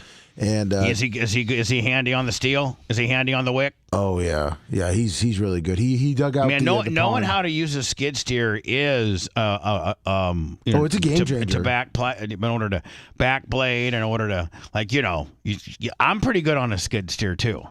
Wait, so Lummy had to he finally started building the water park in his backyard? Yeah, I found out from the city of Tampa, which I love the city of Tampa. You love them a lot. Jane Castor is probably one of the best mayors ever. In the history of the free living world. But I found out pretty much I get screwed with because I'm a little man and all these condos and townhouses, they sell their green spaces and they just screw every other little person. Why didn't you sell your green space? I did not know that was even an option. Yep. Yeah. Does everybody have a green space? No, they sold it. Yeah. They sell it. Everyone sells it. But I don't understand how selling your green space to the city helps you. It still doesn't make any sense. Because it helps the city. But what part of the property is your green space? For me? No, they're just going after the drainage problems. The bigger parts around the roadways and everything like that is the green space that the city gets. Well, anyway, listen. Lummy was able to build his retention. He was explaining it to me last night. I couldn't understand. Lummy was able to do his swells in his retention area because of Sunbelt Rental. Yes, is it possible someone's pranking him, Bubba? Do you think it's possible someone's posing as the city, messing with Lummy? I think it's somebody. I think there's possible that there's somebody in the city that knows who he is. It's making him jump through these hoops. Yeah, they got a bad deal from Fast Fresh Seafood, and now they're taking him out on Warren Garrison. No, they just know that he's Lummy. And I hate to. And you would listen. Dan will tell you. Jay will tell you. Steve will tell you. Tom Bean will tell you. Kevin Hazel will tell you. Some of these naysayers that over the years, when I would say, I'm telling you right now, it's because it's me or has to be related to me, and they're all like, "Oh, Bubba, stop," and I've called it the Bubba effect for years. Now all these very intelligent, mostly lawyers, all now believe in the Bubba effect. They really do. Oh, it's absolutely. I mean, it's the Bubba effect. Get messed with. So anyway, Lummy, Sunbelt Rental, Bob and Kevin and George from Ocala, Carla, Bob's wife, they're all going to be at Barp. So I really look forward to all of them. And thank you so much for providing us with the equipment that we always need. Lummy, should we get a hold of Sunbelt and see if we can have maybe 4 or 5 of those heat? I don't think we need heaters. I don't think we're gonna need them. Yeah, I'm not. Let's not even mess with them. Because the way temperature looks, I think it's gonna be low. Like at 10 o'clock at night, it's like low 60. Exactly. Yeah, shouldn't be too bad. Yeah, it's gonna be hot. It'd be like, man, turn those heaters off. Now, Thursday, Friday might be a little touch and go, but we can stay warm through other means. I don't want to have a Sunbelt truck come all the way out here, have to dump them off, and come back. So anyway, thank you, Sunbelt, for the skid steer that Lummy got. Thank you. And Lummy, so it was a skid steer and some shovels. 2 shovels. And now are you done? Yes. By the way, William Motherly and Todd McCabe, better known as Cable Dog, both Lummy during you and Rhett's show on Friday, $50 a person on PayPal, Venmo, Cash App at the Bubba Army. Thank you. Well, I mean, you guys got a little action there. Appreciate on it. Thank Friday. you. Make a cable dog. Alec Baldwin sues malicious prosecution after judge dismissed the case of fatal on the Fatal Rust set shooting. Actor Alec Baldwin has filed a civil lawsuit for. And by the way, Dan, that's tough to prove. That's a really tough sledding legally to prove. I'm not a lawyer, but to prove that the prosecution acted, reckless and recommending charges to the court with regards to a reckless involuntary manslaughter when the case or the information they have is a person died. The person that died was from a gun that you held, and the gun that you held, you dry fired. Mm-hmm. Now, if those charges, I mean, apparently wasn't dry firing it. That's tough to prove that the prosecuting attorney didn't have reasonable doubt to take that to court to let this court system figure it out. And right? Bubba, if it was a guy in his house and he was screwing around with his gun that he thought was in a safe condition, and he pulled the trigger, and the bullet went off and killed his wife, he'd be in jail. Right.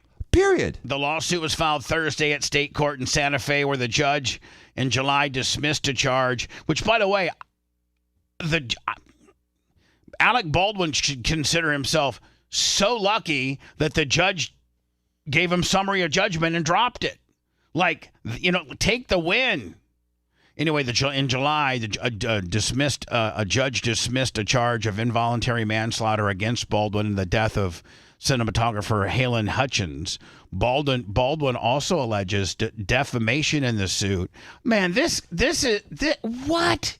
How can they defame you if indeed you're the one that pulled the trigger? So I don't know, Dan, I've been part of so many lawsuits that should have been dropped, and I had to go to trial, that when something like this so egregiously that should have gone to trial, and the guy that gets a gift from the prosecuting from the judge, and he throws it out, man, I cannot for the life of me see why Alec Baldwin would double down and try to go against the system.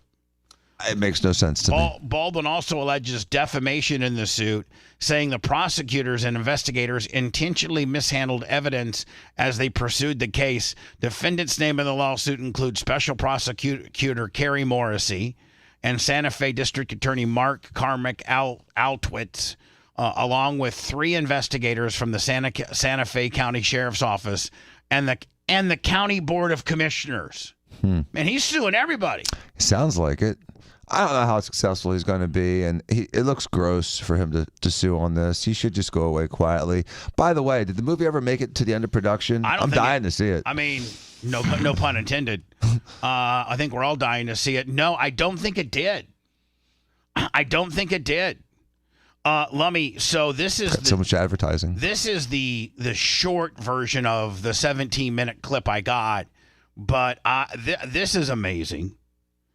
In the fact that Mark Zuckerberg was on Joe Rogan, I think, maybe Thursday, Friday, for like a 3-hour deal, and within the Joe Rogan article or Joe Rogan podcast that Mark did,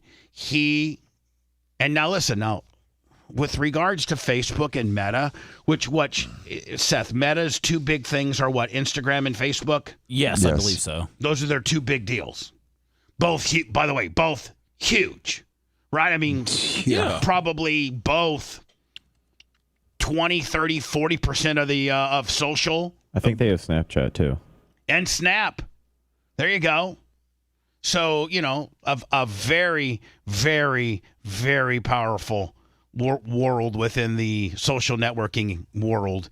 And he, told Joe Rogan that the Biden administration, the Biden team, pushed Meta to remove anything against COVID vaccines. Now, Dan's here, and Dan and the show, but the show mostly led by Dan's comments, Dan, a licensed doctor in the state of Florida, who had an alternative method in treating COVID, a highly successful one, and the nearly 500 patients he saved using, ivermectin and a deoxycycline, zinc, and Dan's special cocktail, all of which are USDA approved drugs to be prescribed by a doctor, none of which are like an opioid or anything like that, where it's Yeah, like none Dan, are Schedule 2 or Schedule 3 right, drugs. If you start slinging out 300 and 400 Schedule 2 and Schedule 3s a week, Going to jail. the DEA is going to come and say, "Hey, what do you got going on here?" Right. And in fact, I think on Schedule 2 and Schedule 3s, you have to write your DEA number down. Yes, you do. And it cannot be called. It has to be a written form. For like Percocet, it's got to be a handwritten prescription. And so that they have record of it.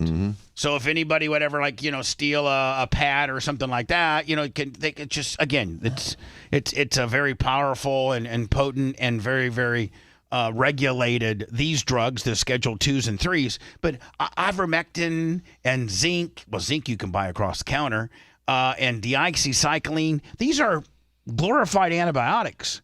I mean, nobody's gone to jail, Dan, I don't think, for prescribing too much deoxycycline, or too many Z-Packs, or too many, ivermectin. I don't think that people have gone to jail. What are you in jail for, sir? Well, I killed my dad. What are you in jail for? Well, I was a doctor until I was prescribed. I was the most aggressive person in prescribing an alternative way to treat COVID, and I used I think it was 2,000 or 3,000 ivermectin pills. Really? You lost your and I lost my license to be a doctor. Listen, man, I'm telling you right now, Dan may downplay it, but I won't. Have you seen the new Alec Baldwin movie? I'm just telling you right now. Man. Dan, I don't know if he hired legal counsel, but he was close to hiring. Dan hired legal counsel for as much as the state of Florida and the federal government was messing with him during the Biden administration for Dan's non-conventional way to treat COVID, which involved the following. Dan, go ahead. What was the Dan cocktail? Well, the Dan cocktail evolved as science changed it, and so it started off with azithromycin, Z-Pack, a Z-Pack, and hydroxychloroquine, and it evolved to doxycycline and ivermectin, sometimes mixed with hydroxychloroquine, along with zinc and sometimes steroid nebulizers, and vitamin D and sometimes a baby aspirin. And there's other things that it depends, because not every patient's the same. It's not a Toyota. It's not like everyone's coming in and get the same exact spark plug. So everyone got, and Bubba, you know this, when you got COVID the first time, it was different than the second time. Yep. When you got COVID, it was different than when Lummy got COVID, which is different than when Seth and me. It's very personal. The first time I got it so bad, you had me on a nebulizer. The second time, you did not have me on a nebulizer. You didn't need it the second time. Right. You based on my oxygen levels. The first time I think I might have been, the first time I was on a Z-Pack. The second time I was on deoxycycline. Right. So the treatment evolved, and it would have evolved faster and better had they not been so restrictive and tried to suppress. Well, it also evolved the conversations about it. It also evolved, and the evolution of your concoction was never by any stretch of the imagination anything problematic like a Schedule 2 or a Schedule 3. No, it was no one had any problems from it. I mean, probably the most powerful thing you ever prescribed would have been a Z-Pack or a doxycycline. Right. Like that's right. Those are the antibiotics. Right. Exactly. I don't think a doctor has ever really gotten in a lot of trouble and they come to you and have a problem that you've prescribed too many Z-Packs. The Z-Packs are a antibiotic, and so everything that you prescribed was either over-the-counter or a glorified antibiotic. Yes. Or an antibiotic. And it was touch and go what were we suspended for? Rhett, you may twice, know. right? Rhett, how many times did we get? Rhett, were you here for the entire time? Didn't we get suspended from YouTube a couple different times for Dan's unconventional or going against WHO guidelines? Talk about COVID. I know I think it was one for sure on YouTube and then another time on Twitch. Yeah.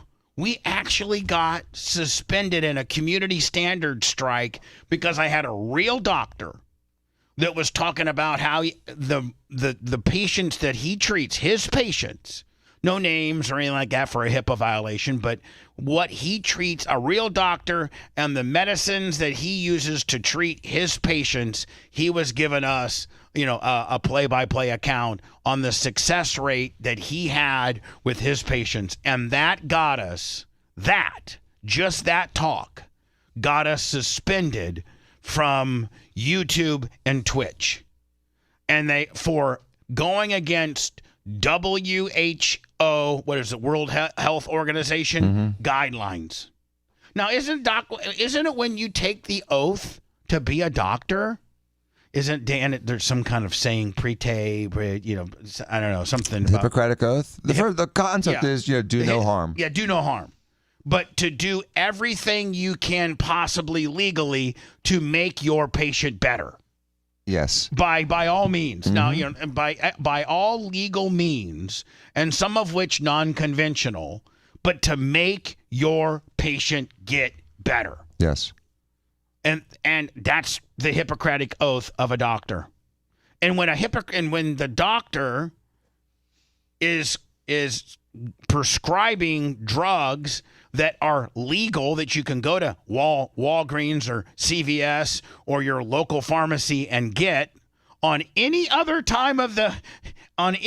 situation, you can go get it. But because the government has it so locked down and they're trying to push this vaccine on people, that people like Dan, and Dan was part of like a 500 or 600 doctor email chain of other doctors around the country that were doing the similar thing that Dan was, and they would all share information and be like, listen, Z-Pak's working now, but we might want to switch over to the deoxycycline, or, we might want to switch over to this, might want to add a little more zinc, might want to throw a B6 in there. Well, there's another problem, Bob, is at certain times during the whole COVID pandemic, they were like making it literally impossible to get certain of these medications. When Rogan was on ivermectin, it was impossible to get ivermectin. They made fun of him.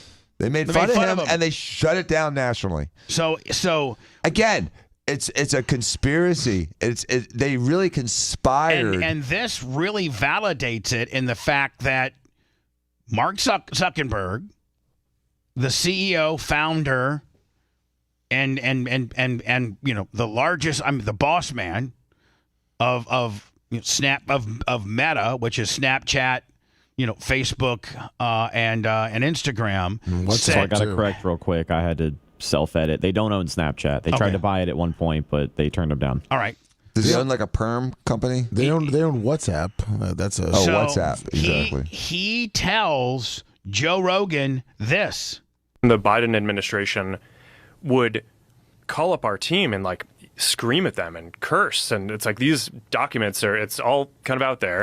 Did you record any of those phone calls? I don't think we but I think I want to listen. I mean, there are emails. the emails are published. It's all kind of out there, and they're like, and basically it just got to this point where we were like, no, we're not gonna take down things that are true. That's ridiculous. They wanted us to take down this meme of Leonardo DiCaprio looking at a TV talking about how 10 years from now or something, you're going to see an ad that says, okay, if you took a COVID vaccine, you're eligible for, for this kind of payment, this sort of class action lawsuit type meme. And they're like, no, you have to take that down. And we just said, no, we're not going to take down humor and satire. We're not going to take down things that are. But there were a lot of. They did, though. Zuckerberg's kind of lying. Zuckerberg's kind of being changing his colors a little bit. All these different look agencies. At him. He's got his necklace on. He's got his perm. He's got his black T-shirt on. Branches of government basically. Hold on here. Basically, just started investigating, coming after our company. It was brutal. right? I mean, All right, so it's like when Bobby Brown tried to be like, gangster rapper. At some level, I do think that, having people in the administration calling up the guys on our team and yelling at them and cursing and threatening repercussions if we don't take down things that are true is like, it's pretty bad. It sounds illegal. I would love to hear it. I wish somebody recorded those conversations. Well, I mean, those would be again, it's great to listen to. Somebody could animate them, maybe Polytune. What was your take on that guy getting arrested, the CEO of Telegram? Oh man, that's kind of a crazy one. Right? What'd he get arrested for? I thought misinformation. Right? Yeah, I mean, Europe. it's always a little difficult to weigh in on these situations without knowing all the specifics. But one of the government tactics that I've seen that I think is not great is an increasing number of governments when they have an issue with something that a company is doing, basically just threaten to throw the executives of that company in prison. And it's I think that's just a really weird precedent to set, right? It's if you have all so it's we're operating in all these different countries, and then you have all these governments that are basically if you, I don't know, we're gonna put out an Interpol notice to get you arrested because you're not doing the thing that we want. It's I don't know. I think that's not great. I think you want the I mean, obviously you don't want people to just be flagrantly violating the laws, but there are laws in different countries that we disagree with, right? All right, I think the high spot that I played was, the high spot. The Biden administration calling them up, screaming at them. The Biden administration calling up Facebook and Instagram saying, listen, if you have doctors nut job doctors like Dan Diaco, Dan, you're not a nut job, but they're the government's going to call you a nut job, right? Because they don't like what you're spreading. You need to shut that down. Penalize that account, and you need to keep promoting the vaccine and the way we want it. I mean, I think it's now been officially verified that happened. The government called these various social media networks, including YouTube. I mean, we were suspended for a week for having a doctor, doctor, who's not just a doctor that we called up, but a doctor that's a co-host of the show, talk about his unconventional, non-vaccine way to treat COVID. And the statistics that he had on how many patients he had, what he was doing, what he was using medicine-wise, and the success rate that he had. That's all he was doing. Right. And, by the way, another study came out last week that showed that people that got vaccinated had 121% higher chances of getting COVID. 121% higher chance. It's more than double the chance of getting COVID if you were vaccinated. That again, two studies came out with identical findings in the last couple months. So everything I said was right. I saw this on Twitter X last week, and I wanted to play it, but I didn't get a chance to, so I thought I'd get to it now. Black athletes go from being drafted in the NFL to signing a lucrative contract worth millions to marrying a white woman. It's happening so often that it's starting to seem normal. My position is when a black person marries outside their race, it symbolizes a disconnect from the black community and is reinforcement of white supremacy. What about white people and black people and brown people and can marry whoever they want? What about that? What about, I'm going to marry who I'm attracted to? Black athletes who amass significant wealth often have the potential to reinvest in black-owned businesses, charities, schools, and initiatives that uplift their community. However, when their wealth is shared with or passed down to a non-black family, it could diminish the economic base of black community. Is this just a person who's race baiting? Yes. Big difference between the snow bunny and the African queen is the snow bunny will find a black man in progress. She will find him on the job. She will find him on the university. And that snow bunny will see a black man with potential and she will invest in him. She will help him level up. And then when the sister see him 5 years ago, 5 years later, he's a millionaire, and the sister say, look at that sellout. He went and got a white girl. But guess the sister should have invested in him when he was a freshman or a sophomore at Alabama instead of not investing in him, and like the white girl did. Is the white girl the snow bunny? Yes. Yeah. Okay. What? When he was looking for a sister to help him level up, to invest in him, none of them wanted it. You know why?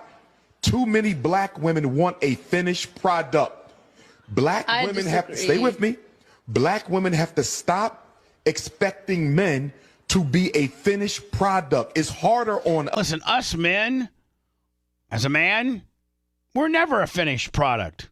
We're always a work in progress. Till the day we die, we're never a finished product. We always are, for the most part, striving to try to do better, do more, to achieve more, make more money, be more successful. We never are a closed book until literally we're on that respirator clinging to life, for the most part. Us. Help him. I mean, Dan, even when your dad was retired, he still came into your office 3 or 4 times a week and did doctorly type stuff. Yes, he did. It's just to keep busy and to learn and to see what was going Keep sharp. Yeah. And put it, and there'd be a lot of times, Dan, that you would say, Dad, come take a look at this.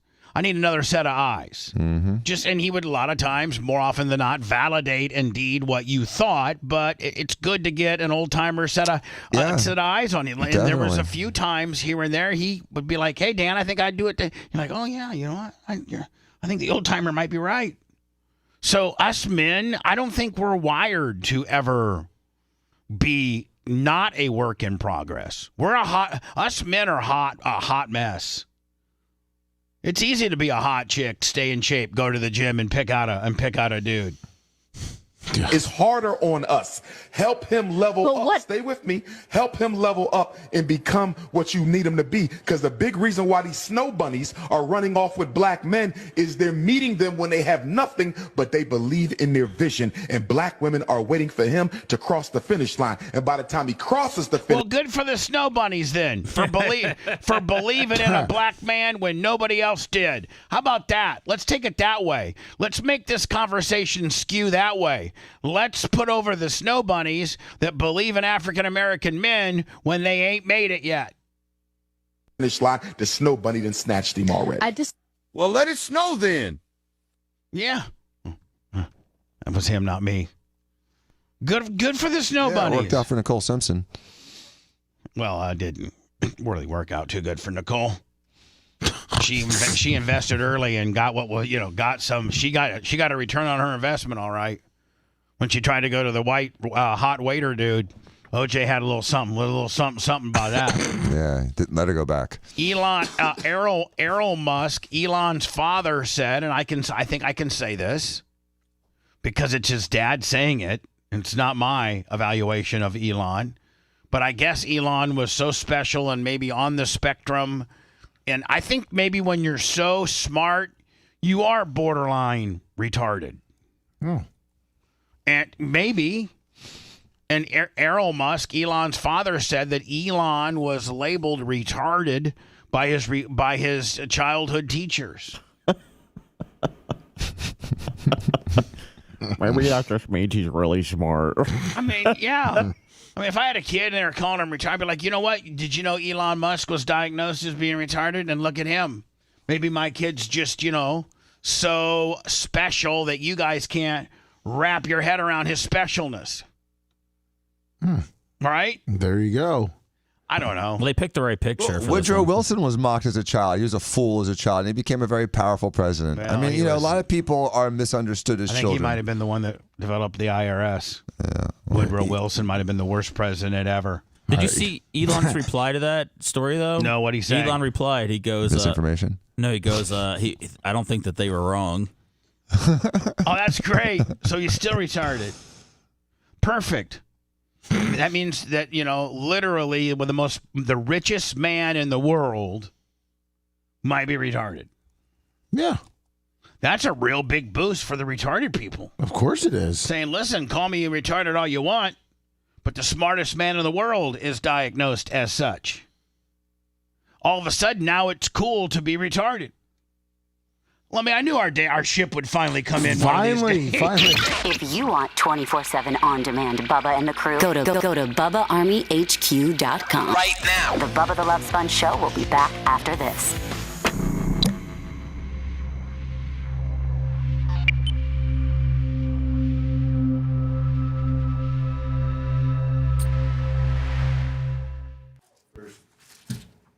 Income tax. Yeah, Abraham Lincoln did, motherfucker. Woodrow Wilson just reformed it to be how it is today. See, look at that. It's our time.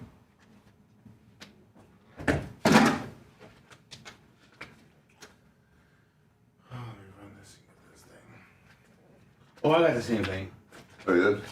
It was sent to hundreds of people. Unbelievable.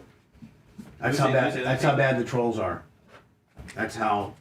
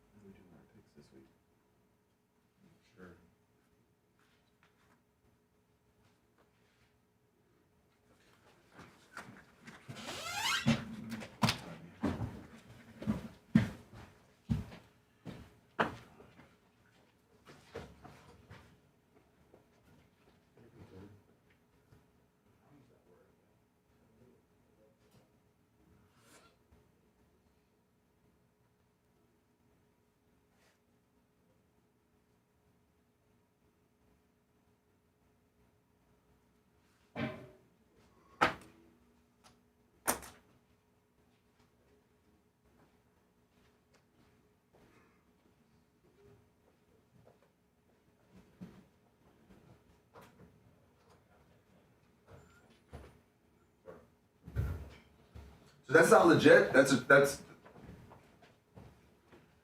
Oh, you need a Zoom tomorrow at 9? What? You need a Zoom meeting tomorrow at 9? Yeah, I'll send you. I'll send you that. And we got a handicap charges for Dan to try for the. Okay.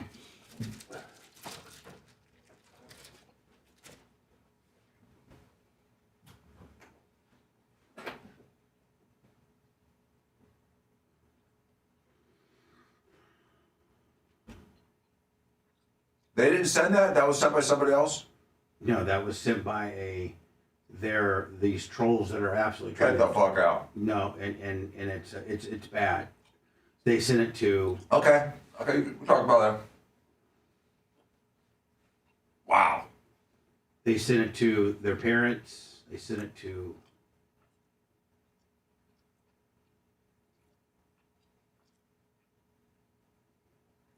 Just flat out wrong.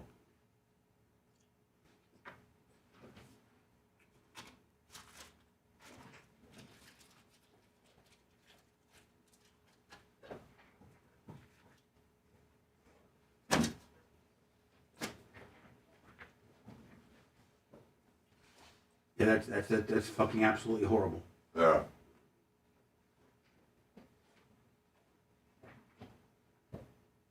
Hey, Mitch.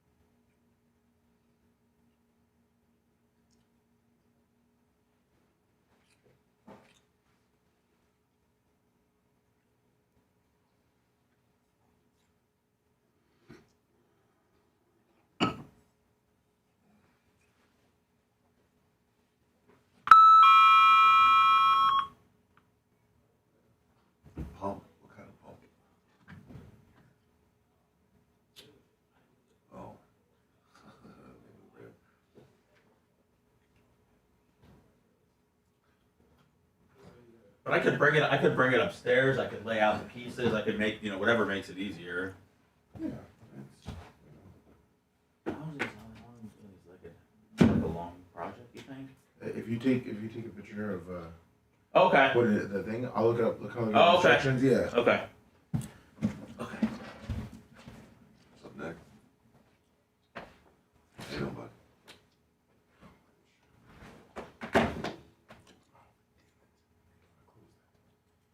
I'm closed.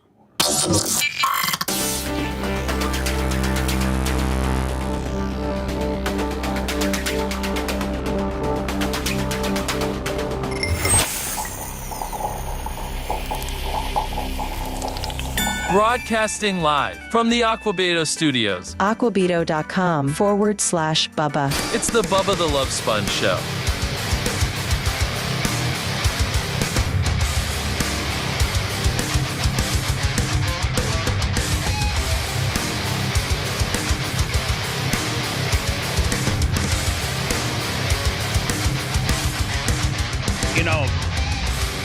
PayPal, Venmo, Cash App. It's the week of BARP.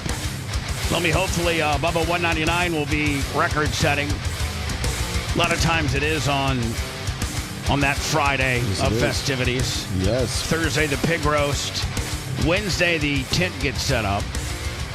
Thursday, the pig roast and an open bar. Friday, Bubba 199 live on, what is that on? It's live on Twitch, Rumble, and Locals, right? Yes. That'll be live. A studio full of people in and out. And then Saturday, of course, the ceremonies, the ring, you get your ring, the Hall of Fame ceremonies, all here at the facilities. Thursday is 5 to 9, Friday is 8 to 10, and Saturday is 8 to whenever. The shuttle bus from the host hotel on Saturday will leave at first load leaves at 7:30. They'll go back and keep taking people till 8:15. So you got from 7:30 to 8:15 for your window to get your ass on down here to the party. Now, how you get back, well, that's kind of on your own. I got to tell you, man, these wildfires in California are it's all the news. Like that's all that everybody's. I mean, outside of sports. I don't know that anybody's talking about anything else. Yeah, politics isn't fun right now, so it's just the fires. And my cousin lost her house. Burned to the ground. Down to the ground. Mm-hmm. And Wilson, I think, may have lost too. Wilson. What do you mean? Tom Hanks? Yeah. Tom Hanks. No. The volleyball. Yeah, but the volleyball was made famous by Tom Hanks. Right. And so you're talking about the Tom Hanks volleyball from Castaway. I know, but the Tom Hanks volleyball in Castaway was probably in Tom Hanks's house. Nope. It's my cousin's. Oh. Her husband shot the movie. You see, that's information you didn't give us. No. So yeah, he did. He and his dad did Castaway, Forrest Gump. They must be loaded. Right, and now the son by himself did Aquaman and is doing a bunch of other movies. He's been doing it for 15, 20 years. My cousin's husband, yeah. On your mom's side or your dad's side? Dad's side. Your dad's so side. They live in L.A. They used to live in the Palisades. They moved just a little bit south of it, and in their neighborhood, 3 houses got burned down to the ground, and one of them was theirs. And he's in London shooting a film, so he couldn't even be there to help evacuate the family out. How bad was that? You know how helpless we felt when we were away from our homes for 2 or 3 days. Think about when you come home, and Dan, you did come back to a damaged home, but not gone, not burned to the ground. Like every tornado picture, every memory, every golden tracksuit that you owned, everything right down to zero. No, I was able to find some of those. Hello, you're on the air. Pictures. Hey, good morning. Glad Dan could find his golden tracksuit. Hey, condolences to Dr. Dan's family and everyone that's affected by those wildfires, first and foremost. You don't really know until it hits close to home. So, Dr. Dan, sorry for that with your family. Thank you. You're welcome. Secondly, Bubba, I was just maybe this isn't the right time or place, but you don't have a name for your pig, do you, that you guys are cooking up for barb? Nope. and it's not going to have it's one. Already dead. And it's going to be brought here on a spigot, and it'll be it'll be a hog. What do they call them? A hog roast. Yes, I need to clarify though, just so we know it's not going to be on a spigot, so we're not showcasing it to everybody and flaunting it. It's going to be in a box. Oh, so it's going to be in a box? in a smoker box? Yes. Right. Well, the slow cook And boxes, so like 10-hour deals. people can't watch it, rotisserate around. It's going to be all self-contained. Nobody needs to see what it looks like. Yeah, we're not taunting the pig. At that It's point, on display. Big Red, when it's ready to do, we'll go ahead and quarter it and section it and get all the meat off of it, and we're ready to go. Yes. There you go. Thank you for the clarification, sir. Anything else? Hey, good deal, Bubba. No, sir. I was just checking in. I got a little nervous. Just wanted to make sure you guys were being compliant. Everything was good. Compliant. That's our middle name, my friend.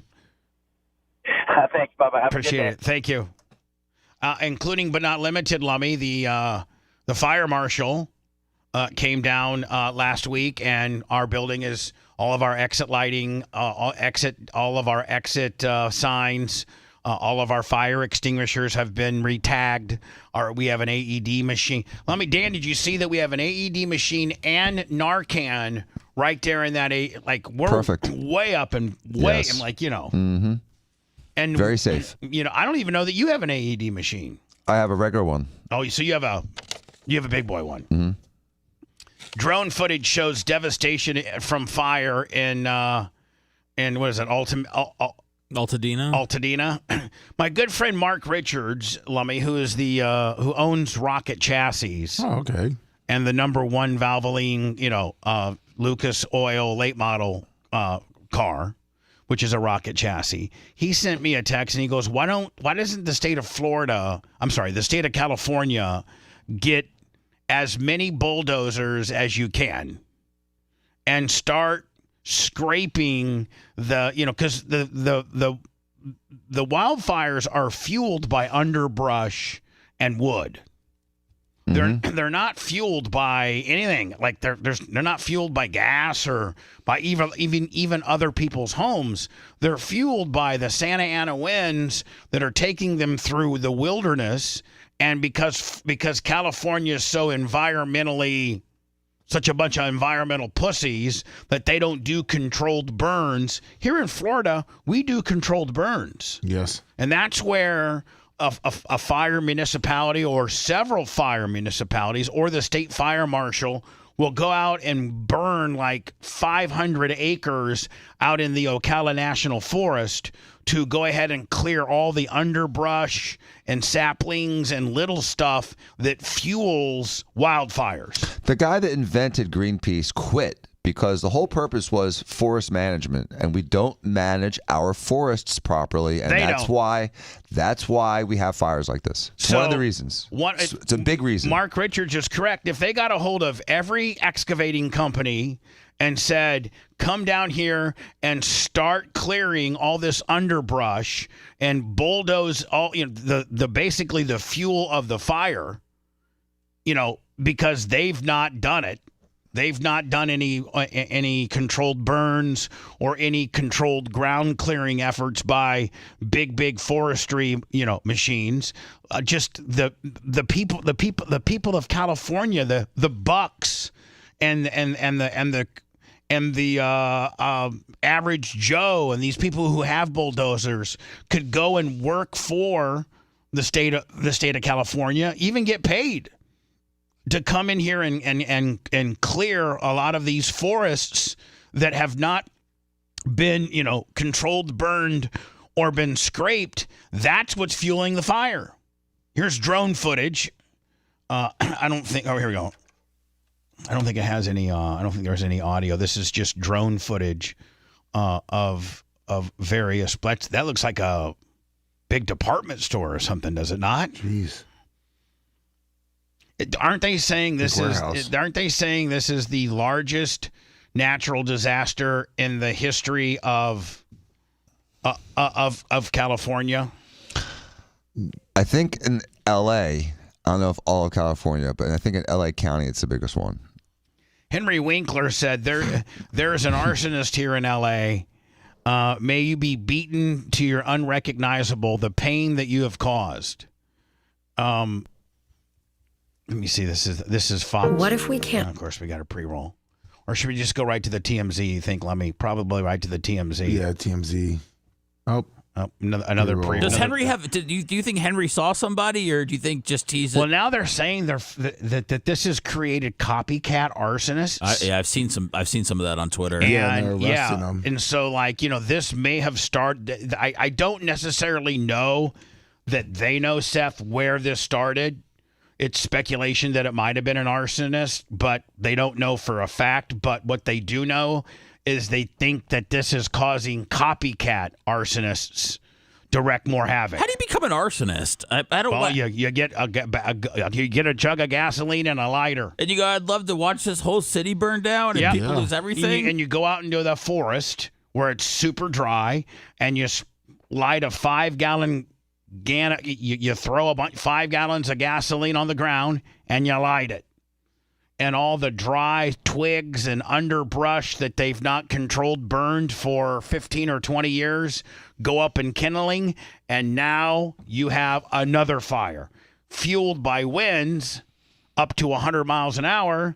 And you got what we got. How did these fires start? And Henry Winkler, in particular, firmly believes that they're. Well, he's a ways away from being Fonzie, is he not? He sure is. Something that remember at one time during Happy Days, he was considered the coolest dude in all of TV. Yep, in the early 70s. And the mid 70s. Mid to late 70s. It was like 50 years ago, Bubba, right? It cut the guy a little slack. He couldn't hold that title forever. But from 75 to 80, Henry Winkler in the Fonz was the coolest character in all of television. And that's when TV only had 3 networks, right? So if you're there wasn't cable or anything like that. So, if you're the coolest guy and there's only, and you got to think of the competing against Ted Knight and stuff. Right. So started by human hands. He posted something last night, clearly very upset about what he was watching on TV and seeing in real life. He said, "There is an arsonist here in L.A. May you be beaten unrecognizable. The pain you have caused." I think Henry lost his entire world. And here's the deal, man. If your house burns down, Dan, let's say you got the fires coming, and they cannot control it, and it's coming. Right. It's coming down Bayshore. It's at Gandy right now, and they're telling you, Dan, we can't. We probably, and the winds are, out of the north at 80 miles an hour. So, and they're telling you, Dan, we cannot save your home. Your home is going to be probably gone tomorrow. What do you take? What do you take?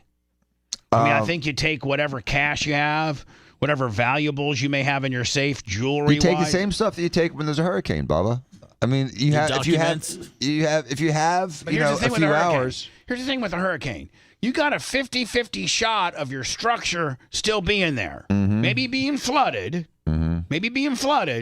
But it not being completely just charred and non-livable. I mean, you took a pretty big hit for Milton, and you're still dealing with that $350,000, $400,000 later. But you didn't lose any family heirlooms. You didn't lose, any of your guns, any of your jewelry, any of your cash, any of the stuff that you have in your safes. You didn't lose. With a fire, safes melt. Right. Yeah, my cousin's safe melted. They melt? It melted, and the contents of the safe melted. Wow. And it was that hot. You understand where that emotion is coming from. I think I get my safe, and I get my few rollies, my Rolex, my real gaudy, my gaudy. I saw my gaudy jewelry that I got, and I think that's it. What'd you see? I saw John Mayer make a long post, and he said when people talk about their documents and stuff, he took a picture of, I guess, some of his dad's stuff, like pictures of his dad's old sunglasses, just things that pretty much he said that if these were gone, there'd be no trace that my dad ever existed. So he said when people talk about, these things, like when they talk about documents, quote unquote, these are some of the things they're talking about, which I didn't, you just think, life documents, not legal documents. Yeah, you're just talking about people, these rich people lose their house, like, they lost their couch and, they'll get it back. But I didn't think about completely losing track of somebody ever existing. I mean, think about you probably have pictures of your mom and dad. You probably have pictures of Sammy when she was growing up. You probably have pictures of, Phoebe's family and stuff like that you have stored away on albums and various scrapbooks and things like that. And, you can't take that. And so when that's gone, and you probably take for granted that you have those, that you can always, on a Saturday night, if you wanted to go back and look through Phoebe's scrapbook, you can. You don't very often, but you have that ability. Mm-hmm. But when you have a fire like this and it takes everything, you no longer have that ability to remember your loved ones because it's gone. It's gone. Bubba, I only broke down twice after the storms, and once was about 2 days after Helene, when I discovered another plastic container that was a very important container that for some reason breached with water, and the pictures and the memories are in that container that got destroyed. I spent 4 hours trying picture by picture to dry off and salvage, and I was able to salvage maybe 60% of it. But the 40%, that killed me. That killed me. Probably from you and your brothers, grandma, and your dad, baby pictures, stuff that are just literally irreplaceable. Right. And, like you said, you can replace the treadmill, a bicycle, a car, a roof, Rolex, all that crap. Gun. But You there's can't certain replace- personal things you just can't replace. You can't replace your mom and dad's wedding picture. Right. You can't replace your dad when he was growing up as a young buck going through the military, and you guys were moving city to city, and your dad was a surgeon with the Navy or Marines or Army, whatever Air Force. You can't, and I'm sure you have some pictures of your dad in his uniform, badass. I mean, you can't. Fortunately, that picture, those particular pictures were in my office. I know, but. Can you imagine if you never had the ability? Like you said, his existence is erased. And you broke down. You broke. I mean, you broke down and cried like a little bitch, like I would. Hello. I mean, I cried. Bubba, how are you doing? Mike from Miami. I cried like a little bitch when the last Oreo's gone. Can you imagine if I didn't? Be crying a lot with Stein in town this weekend. Oh, I know. I've already stocked up. Got the veggie burgers. Got the Doritos. Got I got the Oreos. I got the Ruffles chips. I got it all. I'm steined up. Yes, sir. Go ahead. You're on the air, buddy. Morning, Bubba. This is Mike from Miami. How's it going? Hi, hey, Mike. real quick on that Alec Baldwin thing. If he hired a specialist to make sure there's no accidents, and there is an accident, I understand he owns it, but he hired professionals so that way this doesn't happen. Everybody, not just him, but everybody in that thing that you hire a specialist for. I don't see why. Hold on. Hold on. You're talking about. Hold on. You're talking about Alec Baldwin, who this was an independent film, mostly financed by him, and he hired what they call an armorer, which is a person that has a bunch of people working for them, and they're the ones that control all the guns and ammunition on the site.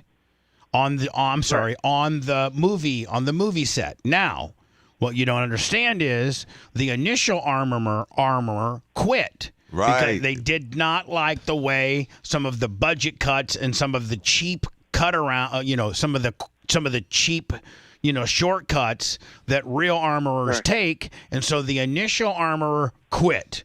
And so the armorer that was there that when this horrible thing happened was like their first. It was like they were an assistant armorer on some jobs, but this was their very first armorer job, and they cut corners and hired this person.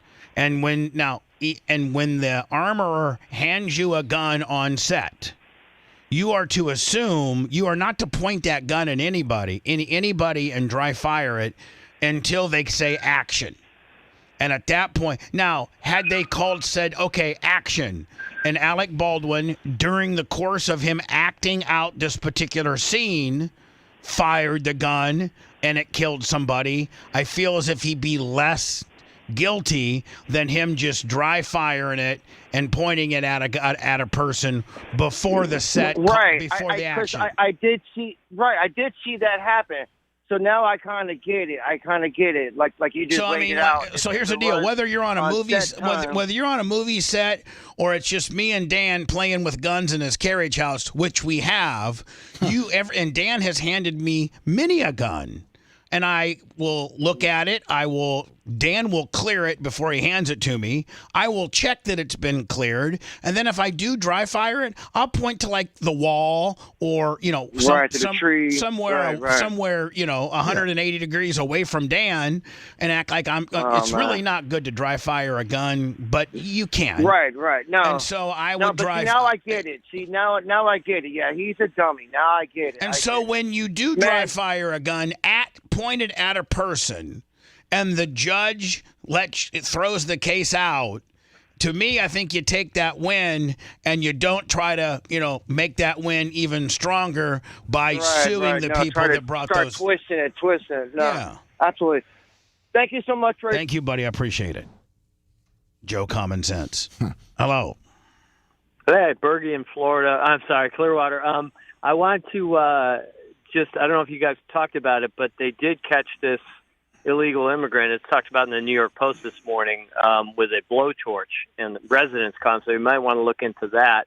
I don't know how many media other than the Post are going to report that he's illegal, but they're anticipating that they won't turn him over to ICE because of California's sanctuary laws. But we'll see how that goes. Well, we'll see how that. Listen. Here's the deal: the people of California, I think all politics are off at this point, and they don't care whether you're Republican or Democrat. They're trying to save their homes and property, and I think a lot of them have realized that the Democratic way, and the mayor being a Democrat, and the governor being a Democrat, has probably led to some of the destruction with regards to some. First of all, the mayor was out of the country during this situation when it first happened. And Gavin Newsom is under all types of scrutiny on various aquifers and things that he may or may not have shut down. There's been instances where firefighters have gone to fire hydrants that are dry. And by the way, the mayor, I think, Lummy, what was it, 150 million or 15 million that they cut the 17 million. The mayor last year cut the fire department funds by 17 million. So to become more green. So there's a lot of politics involved in this fire. There's a lot of finger pointing involved in this fire. This is just the worst thing ever to happen to the second most populated, city in our country behind New York, and that being Los Angeles. It's just unbelievable. How this is all panning out, where you have 35, 40, $50 million homes that are being burnt down to the ground that may not have insurance because State Farm and Farm Bureau were allowed to pull out last year, and some of these places now don't have fire insurance. So yeah, Bubba, I was wondering, because I caught it late, is anybody invited to BARP, and could you give the location again if it is? No, everybody is not. It's not open to the public. It's yeah. If people that are invited know the information, but I appreciate it, my friend. Thank you. All right. Yeah. No, it's not. It's not open to the standard Bubba Army public. You had to have qualified, and that's a very extensive process. Of course, and also when you're watching TV. There's kind of a flood of information that's coming out, sometimes from the reporters, the anchors, people in the street, from the fire department. So you hear things, and, it is tough to sift through it all. That are also posted online, in particular this fire we're looking at here.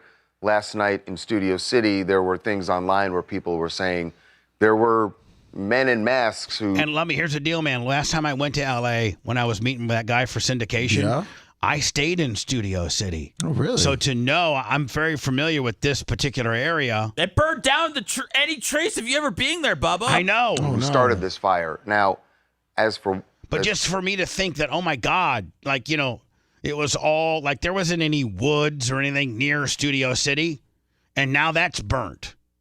Because all it takes is from some is it embers or ambers? Embers from the woods somewhat near Studio City to get blown by the 100-mile-an-hour Santa Ana winds into Studio City, and the structures now catch on fire. That's how things happen. So whether or not that is accurate, the fire officials here in LA and the police, to this point, have told us they have no evidence that there is arson. Are they investigating? Of course. Absolutely. And by the way, these officials that we spoke to say specifically... This is wow. This is, yeah. Arson investigators, the arson team, are the people behind looking into all of these fires that are spreading across the LA area. So they would be the ones that would call the shot and say, yes, this is arson. They are just not at that point to say... Man, look at that. Jeez. Specifically, these fires are caused by arsonists yet. And this guy needs a cheeseburger, doesn't he? Yeah. Because the investigation is in the very early stages. I mean, these fires aren't even contained at this point. Liz, New Orleans, Louisiana. So Henry Wrinkle is out here channeling all his sponge rage, calling out an alleged arsonist with zero receipts to back it up. Sure, the guy's got passion, but let's leave the detective work. I've heard enough of you, honey. I can't even understand half of what you're saying. No. And so Kim Kardashian, now I think this is a brilliant idea. For years and years and years, California has had a program where if you're a trustee of the prison and you have less than 8 years left on your sentence and you've not gotten in any trouble and you've gone through an extensive firefighting program and training program that they offer at the prison, then they release you you have you have GPS monitors and things like that, but they release you out of prison to start being a firefighter, and you get paid for it. You get paid for it. So not only are you not being incarcerated in jail, sitting there in your stall in your jail pod making nothing, but I think they're making $7-8 an hour.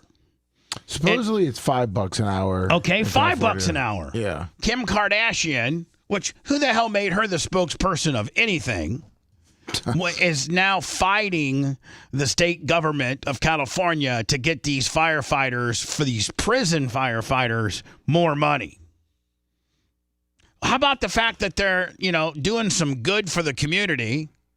You know what I'd be willing to do? I'd be willing to shave off some time of their sentence. Well, and continue to pay them their $5.32 an hour. Go ahead. I'm sorry, Seth. I believe part of it also is that they are allowed to be firefighters after they get out of prison. Perfect. That means they've learned their skill set, right? Mm-hmm. And they've applied their skill set during when their state needs them the most. They're compensated a little bit.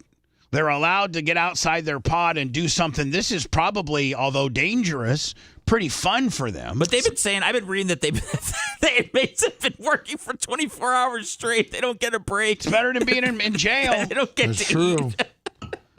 I'm gonna get into that next. There's so many fire stories. During the words, I'm gonna have to rack them all up based on importance, but one after another. There's just so much. Gavin Newsom now has fired back, and Trump has been critical of him for supposedly shutting down this main water pipeline from Northern California because it was going to hurt the smelt fishing program. Gavin Newsom says that's not true. Well, he says Trump isn't calling him back either. Said, well, yeah, Trump probably doesn't really want to have much to do with him.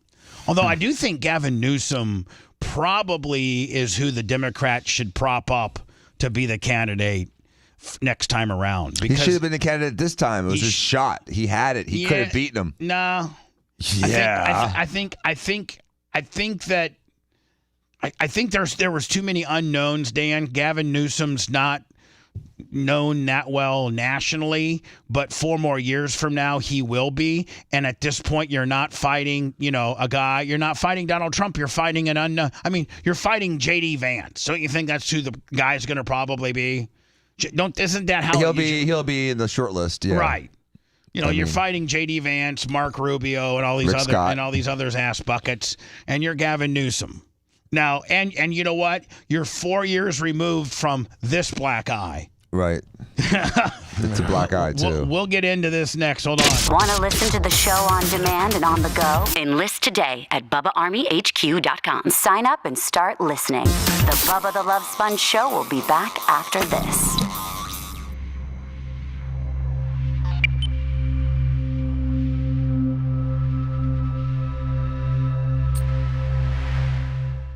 He's not very accomplished like Dan's cousin, but I didn't check how he was doing. I found out my aunt was mad that nobody checked in on my cousin out there.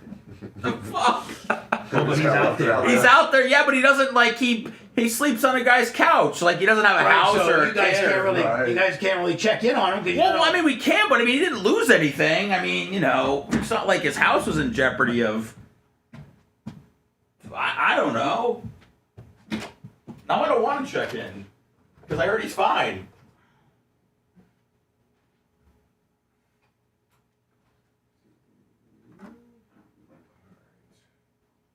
What's up, Thomas Gilson?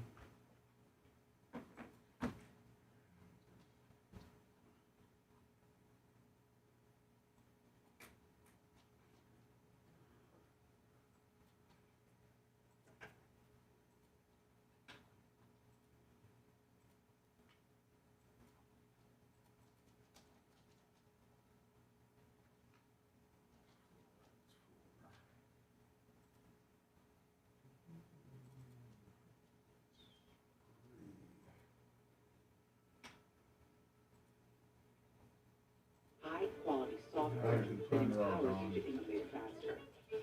And for comprehensive solutions that help build trust in your software, it's time to fly higher. It's time for Black Duck.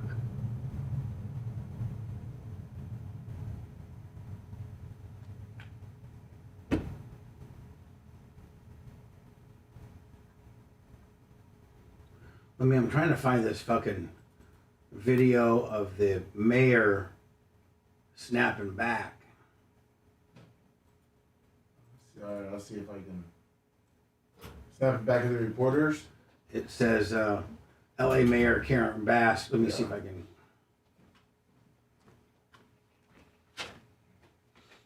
Here we go.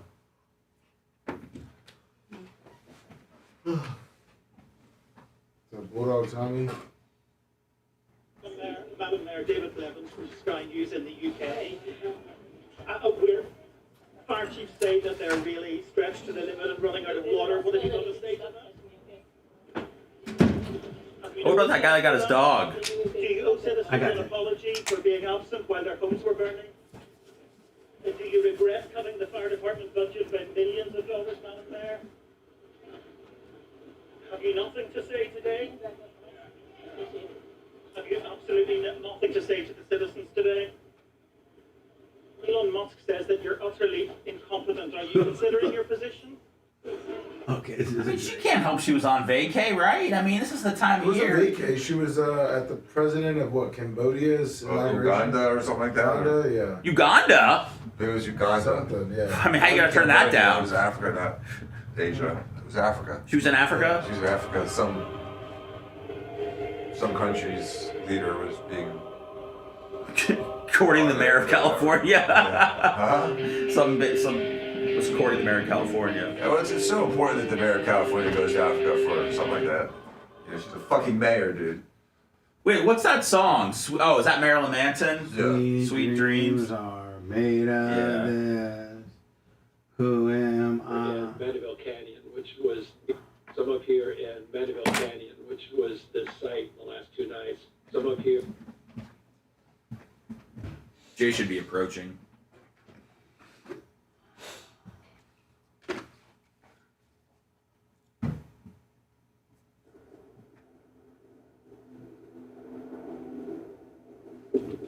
I mean, that's a good look. I mean, you know, Canada flying high.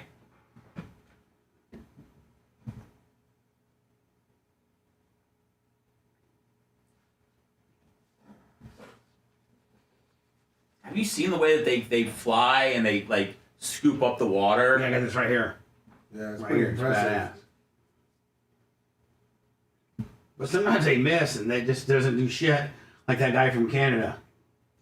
What? He didn't miss? Nobody missed. Yeah, he missed. No, they know what they're doing. He didn't get shit. No, they know what they're doing. He missed. They missed. Canadian missed it.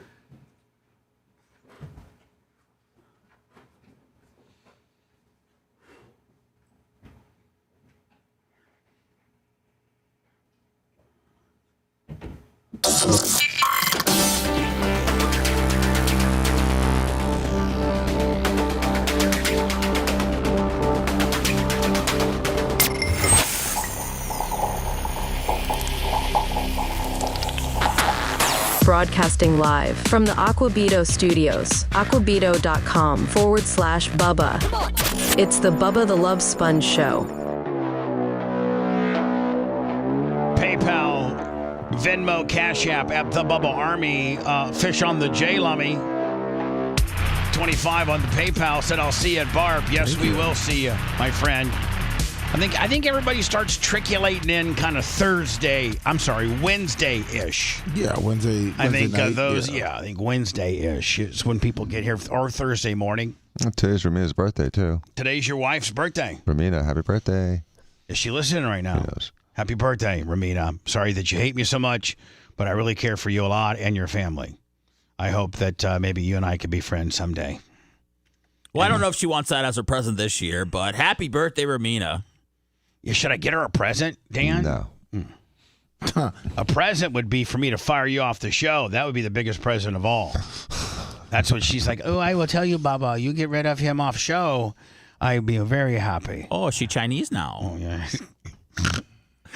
Lummy, this is, the Canadians can't nail it, but I think the Americans can. These are these big-ass boats, and they go and, man, talk about having, I used to own a plane, and my pilot was very skillful. In fact, Lummy, I think Big Mike Tidwell flies for Southwest now. I think he's a captain on Southwest. Nice. He only hit the wing once. And but you can't even really hit the wing on this, Dan, because it has buoys on it. See it? Uh-huh. So you take it and you scrape the belly. Karate's here.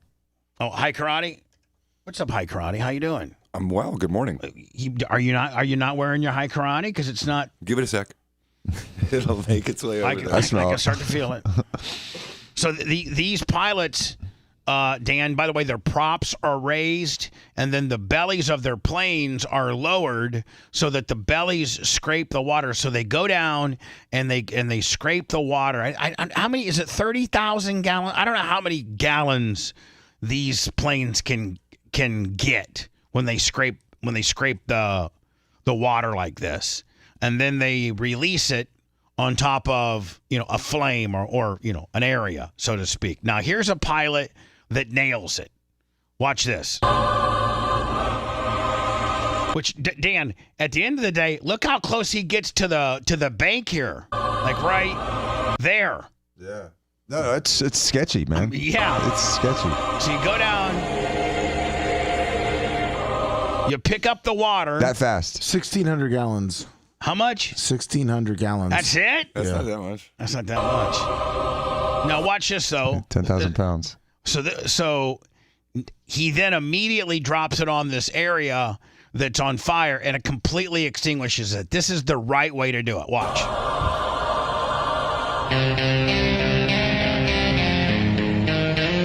It's a well-edited piece. Bam. It's gone. Boom. That's the right way to do it. Now, Lummy, I think let me see, I got to find it. There's, here we go. These are the same kind of planes, but they're from Canada. Oh. Which we didn't see for like a week. Right. Why weren't they there day one? Yeah. Well, because the mayor of LA the mayor in LA was in like Uganda celebrating the Ugandan prince's birthday or something like that. Mm-hmm. So she was gone for a couple days, and she also cut the fire budget of Los Angeles by $17 million. Yeah. Well, I think you were talking about Gavin Newsom being the next one for the Democrats. I think this is his Katrina moment. I actually think this is the opposite for him. Yeah. I think he showed his ass so badly, and he's done so poorly in interviews, even with Anderson Cooper, that the question is, why weren't you doing this day one? Because you're right. This is the proper way to fight the fire once you have it, but you can avoid it with Why proper don't you maintenance. get, like my buddy Mark Richards texted me, like, why don't you get all the bucks and all the average Joes with bulldozers and have them bulldozing, the fuel of the fire, which is the underbrush and the sides of these mountains, and if you scrape those with bulldozers and make that dirt. And so that it's not brush and sticks and things like that, but instead you build up a what they call a brush line. Yep. And after it burns that brush, it can't go on dirt. You also should have fire had, can't go on dirt. They've also should have those teams of men. I have firefighter buddies that are 25, 30 years firefighters, Northern California, that go do these forest fires, and they literally fly them in, dump them in with like certain amount of gear, and they go fight the fire manually. And when the fire comes up on them, they have a little Jiffy Pop thing, Bubba, literally. I've seen that it. they put over themselves. And one of them described it for me. He said, it's coming. He puts himself in the Jiffy Pop, and he says for like 5 minutes, it sounds like there's a railroad. It's the fire literally going over him. And then he opens up the Jiffy Pop. Everything's destroyed around them. They keep fighting the fire. Which they need to make for houses. Yeah, exactly. Or just sprinkler systems for houses. Here is the Canadian equivalent. Now, we just saw the American scoop and dump. I think this is a bad angle, Bubba. All right, let's just watch. He's, You got him airball on this one. All right, well, he does have an air ball. So this is the same. I think we would all agree this is the same plane we just saw. It appears to be. And the American one that we saw scooped up the water and went to a fire and put it all out with what done. Here's a guy. He's got a belly full, 10,000 pounds of water, and watch how he does it. He releases it right now, and then look how windy it is, though. Bubba. There's the fire. No, he's trying to save the houses. That looks sketchy, though, doesn't it? Look how much windier that is, though, Bob. As a surfer, that's like the Santa Ana winds. That's the other thing is there's no like, oh my gosh, there's a Santa Ana winds. It happens every year, which is why forest management is so important. They're 100 mile an hour the first couple days. You see the way that water just blew away? Who's he hitting? What's he hitting? Maybe right over these houses, it looks like, right behind the house line. Yeah, before it gets to this house right here, Bubba. Right behind the house line. That's a house right there. Holy hell. Oh, my goodness. See, that's a mansion. Jeez. That's like where Barbara Streisand lives. Like here, top of the hill? Look at that. That's an $80 million complex right there. Sure. Have you seen the pic? I don't think I got it in prep, where there was 2 houses that were burned, and then there was one house that wasn't burned because it was made with like the wall was. Oh, the dimensions were like the triangle-y or something. No, the fire wall, retardant material. Yeah, it was made out of fire retardant material. Something like that. He sprayed. There's a couple different amazing stories, and one is that I believe the one you're talking about. He sprayed his roof down, Seth, with water, and then he had a fire retardant material that he sprayed his walls down with, and his house is standing. Man. And then there's the other one of the dad and the son who got like a pump. The son said last year, Bub, I don't know if you heard this one. It's incredible. He's like, Dad, why don't we get a pump for our pool? And so they hired a company to come out, and they made a generator and a pump that gave them the ability to put a sprinkler on their roof and then a fire hose. And so they were able to save like 4 or 5 homes in their neighborhood. They never left. With their 20,000 gallons of water in the pool. And they used their pool and a neighbor's pool. Pool's got 20 to 40,000. Don't think that there won't be some huge startup business, anti-fire deal. I think I sent you the house that Steve isn't already looking at right now. Well, there was a whole industry here with the Hurricane Andrew standards for everything. Roofing, windows, everything. Is this it right here? Let me. I think so, yeah. Well, this is after the ad. Is the ad got a? Of course. All right, hold on here. Let me. Oh, damn it. Capital One. There you go. So we go like What's that. in your wallet? I wish Jennifer Gardner was in my wallet. I'll tell you that right now. She aged gracefully, did she not? She did a great job. She lost somebody. What do you mean? In the fire? Yeah. What? Yeah. Oh, yeah. I don't know. A person? Yeah. Not just stuff? Yeah. She mentioned during the interview. Can you see every time I go to turn it up, I'm just going to have to let it go all You're the way. in a mad circle. So, Jesus, Lummy, every click leads to... this is like trying to watch some leaked OnlyFans stuff.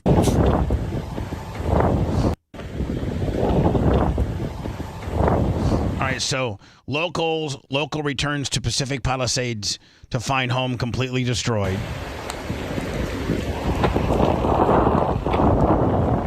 Los Angeles, California, January 8th.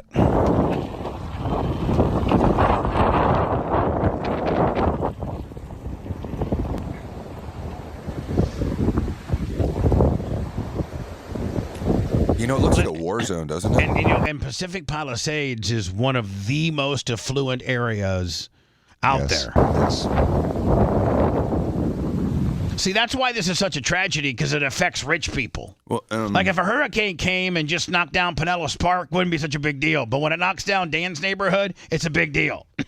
Well, you know what? You're right to the extent it's a big deal for politics. I know. I'm just saying. And when you know what? They comes may in- when lose their tax base. If these people don't come back and rebuild, if they don't get rid of all these crazy regulations, the most important tax base for the state of California is out the window. When you got celebrities that naturally skew liberal, questioning the liberals, questioning the leadership. My cousin is. Yeah, questioning the mayor, questioning the governor, questioning the defunding of the fire departments. When you have those people, then you're in trouble. This is my bedroom right here. Oh my God. There's Tom's room. Now, does it show the... Here's the front entrance. Of course it's not, but the article talks about it. Yeah, of course it's... Right there, that's our balcony, our front entrance. Absolutely. Now, I'll tell you what's going to even be more of a shit show is when these people don't have fire insurance, because Gavin Newsom did much like what DeSantis did, and that is played the insurance game, if you will. Mm-hmm. And I'm not making this a political thing, because our Republican governor did the same thing. Our Republican governor played the insurance game. Sure did. And now you can't get legal fees if you sue your insurance company in Florida. Which is why you can't get good lawyers to sue your insurance company. Which is in why Florida everyone anymore. getting hosed by their insurance companies after this hurricane is going to continue to get hosed because they can't afford counsel because you can't get those fees paid. It's a mistake that DeSantis made. Well, and Gavin Newsom allowed State Farm and Farm Bureau and some of these big places to pull out 5 to 7 months ago, and a lot of these people weren't able to secure fire insurance. So, or they got the equivalent of like Citizens, which only gives you a certain amount. So, Right. you got a $2 million house that your family bought in the 60s for, $150,000, and you can't rebuild it, and they're going to give you $300,000 like Citizens. Right. Well, thanks. And what's different about this is really bizarre is when you come back to nothing versus you can come back to a home that's been swamped and the walls Flooded. are swollen and but you still have a roof a lot of times. Yeah. It's very rare. I mean, when this hit like the Sarasota area and there was pure devastation in some of these homes, it wasn't 2,000 homes or 3,000 homes. It was horrible. It was hundreds. But the scale of this is beyond anything that we've ever seen. And it's rich people. And it's also poor people, though. All we talk about is Pacific Palisades. There's the Hearst fire. There's like 5 of them going on, and a lot of these are inside the valley. And so that's really devastating as well, because a lot of these people, they don't have insurance. They got nowhere to go with their kids. Yeah. Pasadena is not the nice part. No, and Burbank and these other areas. I mean, it's all over the place. Well, Kim Kardashian wants the firefighters that are convicts to get paid more money. Yeah. Inmates fighting fires inside California's controversial program. As wildfires rage in Southern California, 783 prisoners have pitched in to help extinguish the flames. Great. Fantastic. 783 guys that don't have to sit in their cell all day and do nothing. Correct. 783 dudes that can go out and actually feel like they're doing something and being productive and, being free, so to speak. Dating back to 1915, so this isn't just like a new thing. This is an over 100-year policy. The State Department of Corrections has trained incarcerated volunteers as part of a so-called fire camps. So these guys, while they're incarcerated, they just don't come get them out of the bunk and said, hey, come grab a hose. No. They have trained them while they're incarcerated to do this. Correct.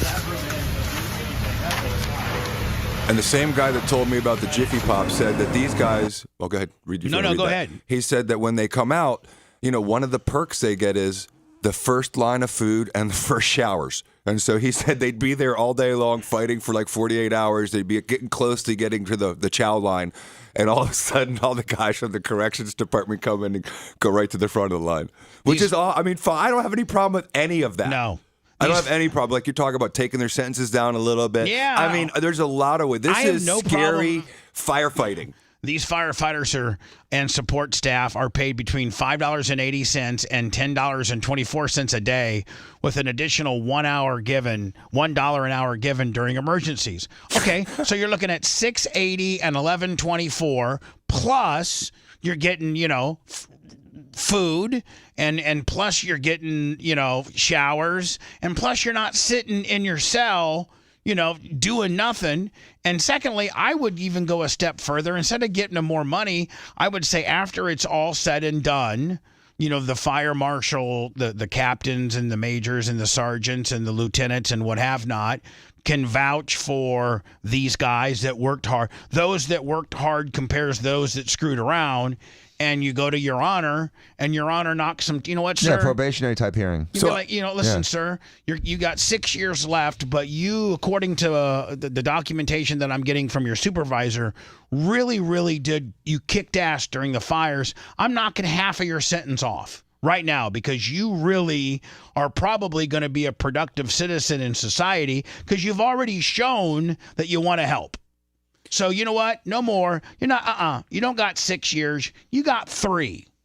Boom. I don't got a problem with that at all. No. But I'm confused. So does this mean they're getting $17.04 an hour, or does it mean they're getting $5.80 and she wants to propose they get more? No, I think that maybe based on how much training you have, or is it like you add that all together? No, Dan? between $5.80 and $10.24, Jay. Oh, That means between the two, plus $1. Plus $1. But the way the sentence is read, though, sounds like between $5.80 and $10.25 with an additional $1. Yeah, okay. so it's $6.80 and $11.24. Okay. Based on probably your skill set, how much training you've had. One guy may have just only been trained 6 weeks ago. He's probably the $6.80 guy. And a guy that's been trained for 6 years is probably the $11.24 guy. I don't think Kim Kardashian actually knew what she was talking about. I sent you her Instagram post, and it looks like she was complaining because she said they're only getting paid $1 an hour. Yeah, you know what? I'm Kim Kardashian So now. that's her post. Me too. I really am. Oh, she's talking about the emergency dollar. The incarcerated firefighters have been paid $1 an hour to risk their lives, and this pay has been the same since 1984. It's never been raised with inflation. It's never been raised when fires got worse and many dies. This year, there was an agreement to raise the incarcerated firefighter pay to $5 an hour, but it got shot down last minute. I'm urging which is Gavin Newsom, California governor, to do what no other governor has done in 4 decades and raise the incarcerated firefighter pay to a rate that honors a human being risking their life to save lives in our homes. She read the what they actually get paid. Yeah. Shut up. I think they wanted to pay $5 an hour overtime, almost with an emergency instead of $1. They wanted to pay him $5. She doesn't understand that they actually still get $5.80 to $10.24 a day. 6. Yeah. During an emergency.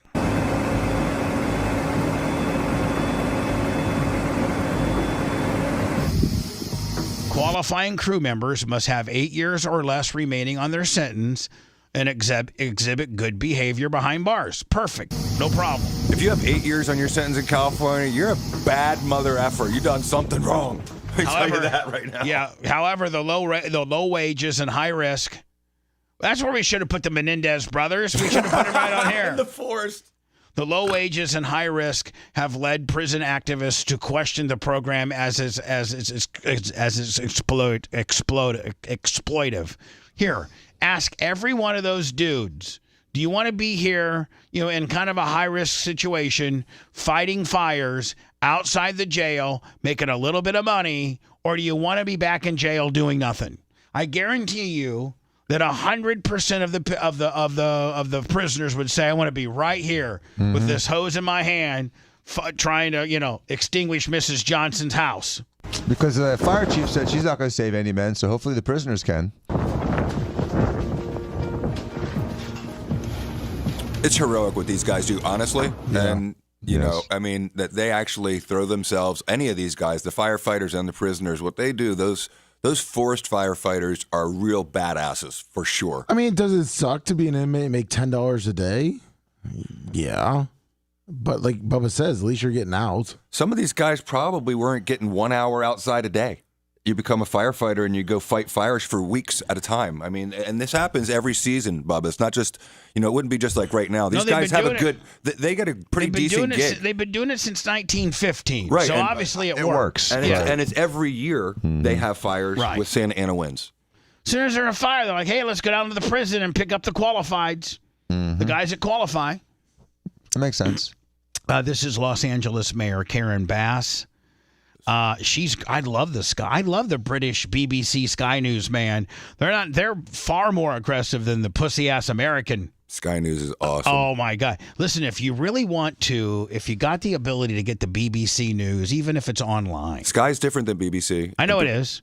But if you want a kind of honest, non-political leaning opinion about what's happening in our country, watch the BBC News, because they just report the news. They don't have a spin. They don't have an agenda. They just give you the news. Less of a spin, yes. I think you mean Sky, because BBC is one of the most politicized, no free speech right now broadcast companies in the world. Maybe it's Sky. Yeah. Sky's unbelievable. I know Sky's that more honest than BBC right now. I know that I watch one, and I'm like, wow. This is the that's one like with a CNN Fox hybrid, where it seems like it's just giving it to me right down the middle. I agree. I think Sky News is because I watch Sky News on YouTube all the time, and the way they approach things seems to be more of let's confront the issue regardless of who we're talking to. Plus, they got F1 too. Yeah, Sky News has F1 too. They do. Excuse me. So this is Los Angeles Mayor Karen Bass being grilled by Sky News reporter David Blevins at the airport, and boy, I love this guy. Madam Mayor, David Blevins from Sky News in the UK. I'm not going to do that. What do you mean I'm not going to do that? What do you mean I'm not going to do that? You're the mayor of the second largest city in America that is in a catastrophic emergency right now, and you're not going to answer any questions? Fire chiefs say that they're really stretched to the limit and running out of water. What have you got to say to that? Touching me, okay? So the handler bodies herself into him, and then she says, don't touch me. Okay? She's backing into him, by the way. She bodies into him. He repositions herself so that he can, because she bodied him the first time. So he repositions himself, and then she gives the don't touch me, okay? And she's a black girl. This looks familiar. The limit and running out of water. What have you got to say to that? Touching me, okay? Have you no response to that? Do you owe citizens an apology for being absent while their homes were burning? Do you regret cutting the fire department budget by millions of dollars, Madam Mayor? Have you nothing to say today? Can you back up? I appreciate it. Have you absolutely nothing to say to the citizens today? Elon Musk says that you're utterly incompetent. Are you considering your position? Can't believe she says nothing. With a blank stare. Madam Mayor, have you absolutely nothing? And if I was running for mayor of Los Angeles, I would just say this is your mayor when we are at our absolute most critical time of need. This is their report back to the world media on questions that need to be answered, and it's just stick our head in the sand and hope that people go away. Jane Castor would be rescuing Lieutenant Dan right now. Yeah, actually, Jane Castor's on the other side of that. She talks too much. Madam Mayor, have you absolutely nothing to say to the citizens today who are dealing with this disaster?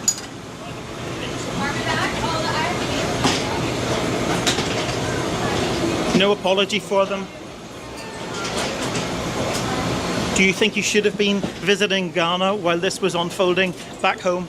She wants that door to open. How hard is it, Bubba, to say my heart goes out to the families. We're going to get our I'm going to figure out what's going. Well, there's a very easy way to just say, oh yeah, our hearts and souls go out to the people that have suffered the loss. We've used every resource within the community that's being exhausted right now to help everybody. And as soon as I have a report, I'll be ready to talk to you in an hour. Right. Whatever. I mean, you didn't expect this in the 25-hour flight from Ghana. I would say, listen, I wasn't anticipating getting bombarded the minute I walked off the plane. That being said, I will have a report. For all of media here soon. My heart goes out to everybody that's lost, in the devastation that this catastrophic emergency or this catastrophic act of God that has happened in my city. But I'm meeting with my constituents and, all my disaster team, the governor, and we will have some answers soon. Something. Mayor Clem. That's why you should be mayor. That makes, you're giving them something. Yep. And also, they may pick that apart, but I'm at least, I'm acknowledging you. I'm acknowledging your question, and I'm giving you the best answers that I have at the time, and I'm going to have better answers for you soon. And you know what's funny, Bubba, is this is not a blindside. If you really think about it, it didn't just happen 5 minutes ago. This has been 2 days now. She was on a plane for 10, 20 hours. She didn't have a 20-second soundbite ready to go. No. Her handlers suck.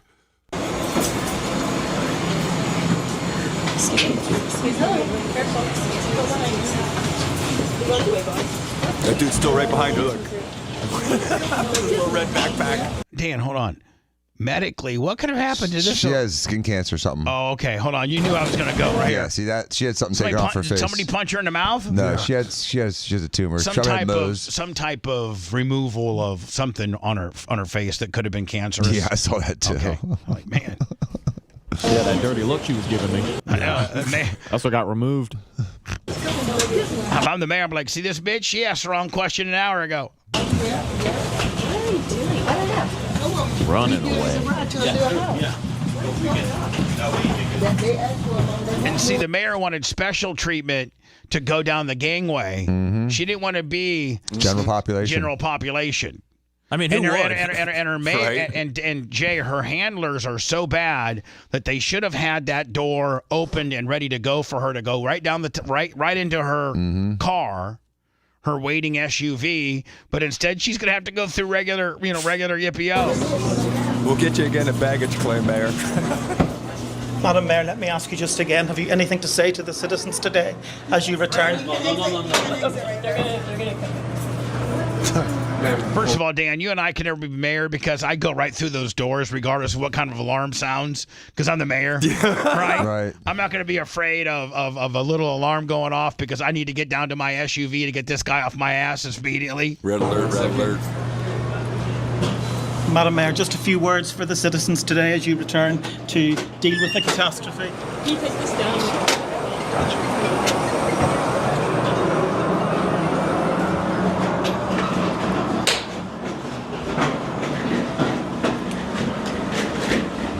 Wow. She doesn't go through TSA pre-check? Yeah, why didn't she have to clear customs? She's the mayor. Oh my God, you're right. That's straight off the plane, no customs. Why didn't she clear in customs? Huh.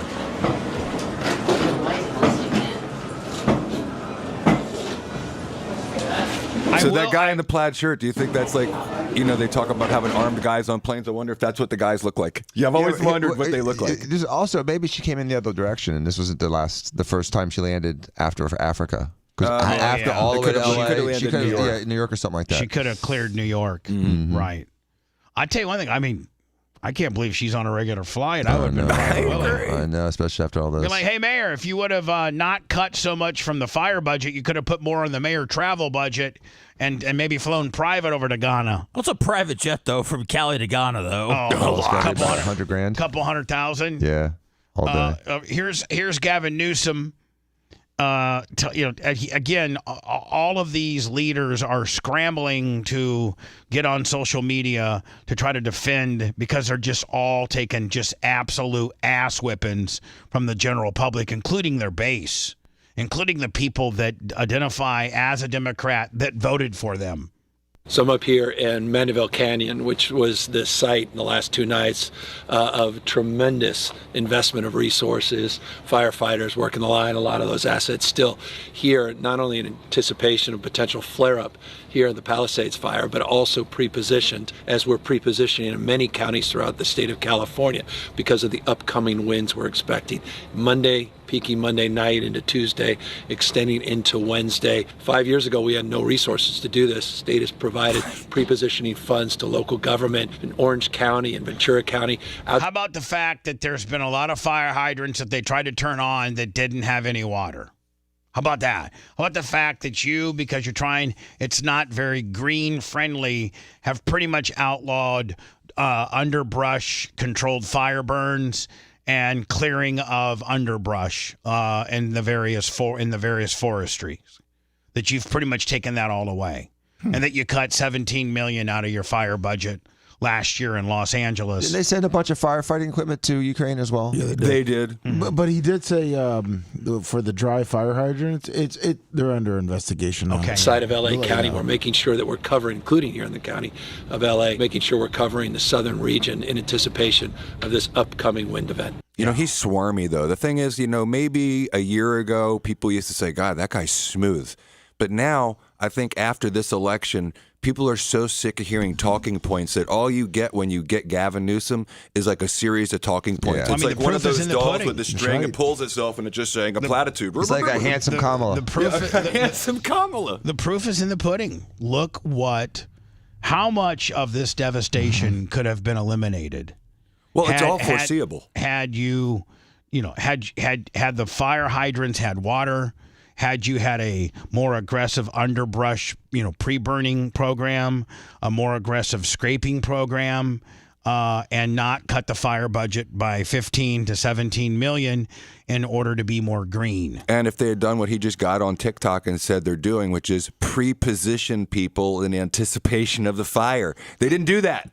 And there's one more thing here that we should probably discuss Which we got to go into words. Okay, right before real fast. No, give me the high spot, bud. Okay, I won't be here when you come back, but after Florida got rocked by a couple of hurricanes, we changed the building codes.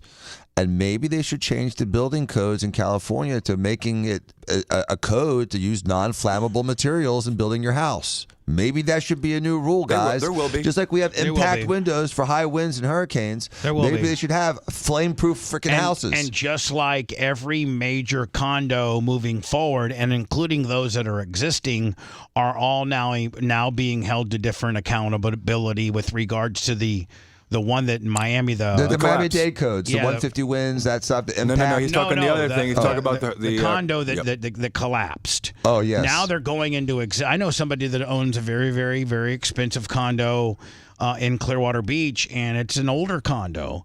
And the condo association, the fees have been raised by a few $1,000s because they got to go in now and hire the company to come in and see if the foundation is structurally sound according to the new codes that they've passed in the midst of that Miami condo collapse. And if not, they're going to get hit with a huge assessment. They're going to have to refortify the base and the foundation, and then each of the units get assessed whatever. If there's 20 units, 1/20th of the price to get it up to compliance. Yeah, I mean, and that all stems from disasters. Yeah. Right. And so, but if we stop building houses out of matchbooks, they'll stop burning. We've gotten better, like for instance, Steve.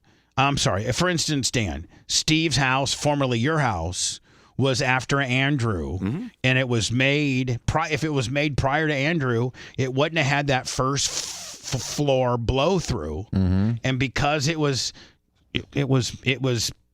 post Andrew code, it didn't get wiped out during Milton. It didn't. It got water as designed. The water drained. It was able to pressurize both sides of the wall, so the wall didn't cave. Blew through the first floor like it was supposed to. And of course, you don't have anything down there that you don't want. That's not going to, gym equipment, bikes. Right, just stuff that's not a big deal. And that's what you put down there, and that's what got got destroyed. But had that house been built pre-Andrew, you could have had living quarters down there. Right. It could have been swept off, too. Right, It would have been built differently because... So each natural disaster brings new code, and I know it's really a pain in the ass, and then if I'm sitting here talking to somebody who just lost their home to fire, it doesn't do any good.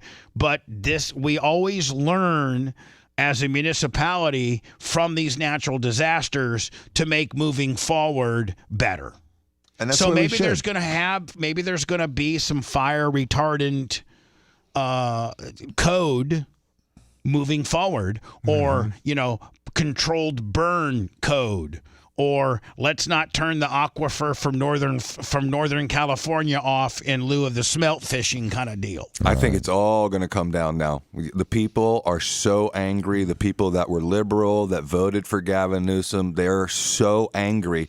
Everyone I know in California, who my dear friends who happen to be whatever, I don't care what they are, that everyone is so angry at him and Bass. It doesn't matter what they publicly. They're all blowing them up. Politically, it doesn't matter what your friends are. Politically, they're upset at their current government and how this was handled. Absolutely. And all the same questions that you're asking and Lummy's asking, like the picture of the aquifer that's empty or the basin that's completely empty, that could be full. When we come back, Newsom orders investigation of Los Angeles fire hydrant failures.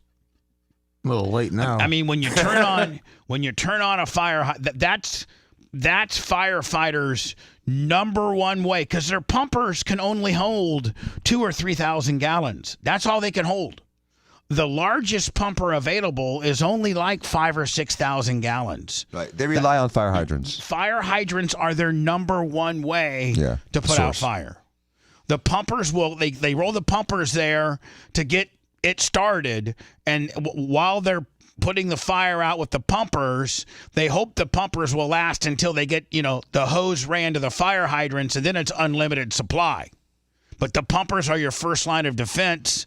Lummy, one of my water trucks at the racetrack is an old pumper that I bought at an auction, and it's 3,000 gallons. Oh, nice. But it's, it's made to roll up there first. It's your first line of defense, and by the time two dudes put two hoses on a 3,000 gallon tank, a lot of time a pumper in itself can put out a fire. But you got 4 or 5 dudes that are rolling, hundreds of yards of hoses to that nearest fire hydrant, and that's unlimited. And hopefully your pumper will last until you can get to your fire hydrant. But when you get to your fire hydrant and it's empty, you're done. Yeah. You're done. Because you only have so many pumpers.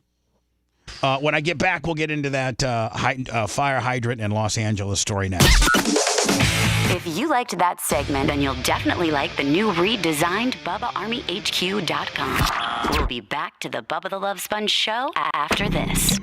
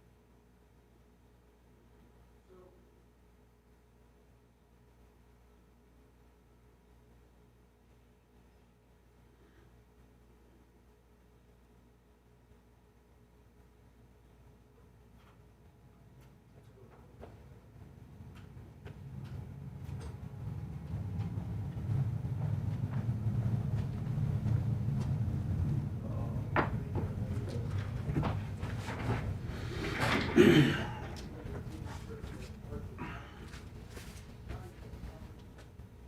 up, Dave Rock 69? Good morning.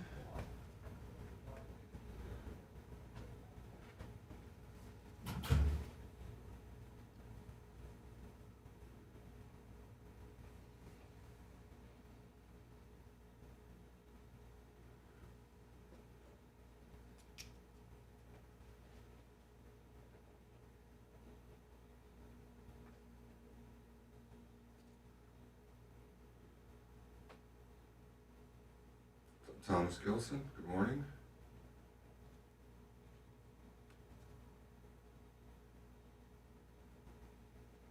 You got that right, Bad Jake? It's painful.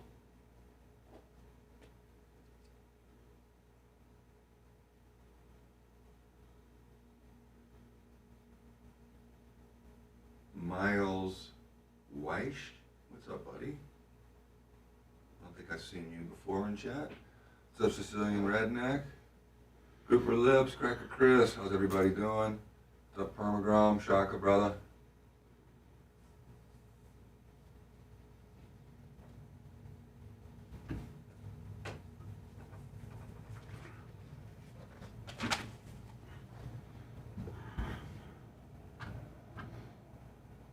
Good morning, Nick. Big Lunger, what's up, my friend?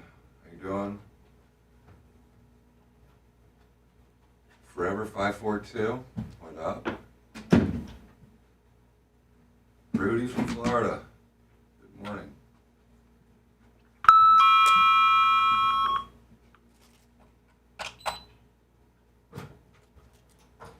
Think about it, we got the basketball out there. We should do a 3-on-3 tournament like we used to do. Hoop it up. I mean, I'm up for it. We can create our own team. J-Law Bronco. Challenge us, Countdown begins. What's up, Just Phil?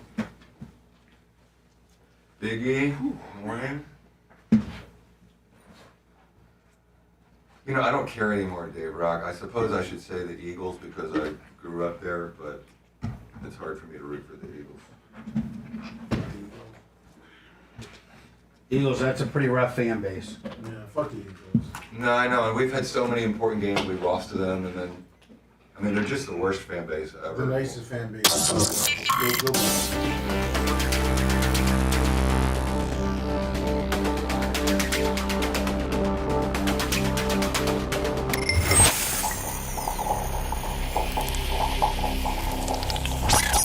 Broadcasting live from the Aquabito studios. Aquabito.com/Bubba.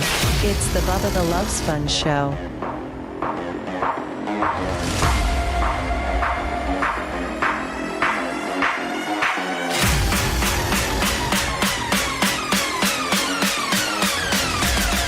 PayPal, Venmo, and Cash App, all at the Bubba Army. This is the week of BARP. Festivities start Thursday with the pig roast. 5 to 9 here at the studios. Bartenders included. Friday is Bubba 199. That'll be live on the air, 8 till 10. Drinks provided for that. Saturday, 8 till whenever, is the Bubba Army Royalty Party. Food and drinks provided for that. Also a Hall of Fame ceremony. And that's where you'll be given your annual ring. I've had a couple people ask with the dollhouse thing if they wanted to go multiple days. Oh, like if they wanted to go after 199. I don't think I can. Okay. I think you're pretty much on your own. Okay. I mean, I can't get 100. I can't get 100. Yeah, they just didn't know if it was like a whole weekend thing. I'll ask Warren. We'll provide the naked women, okay?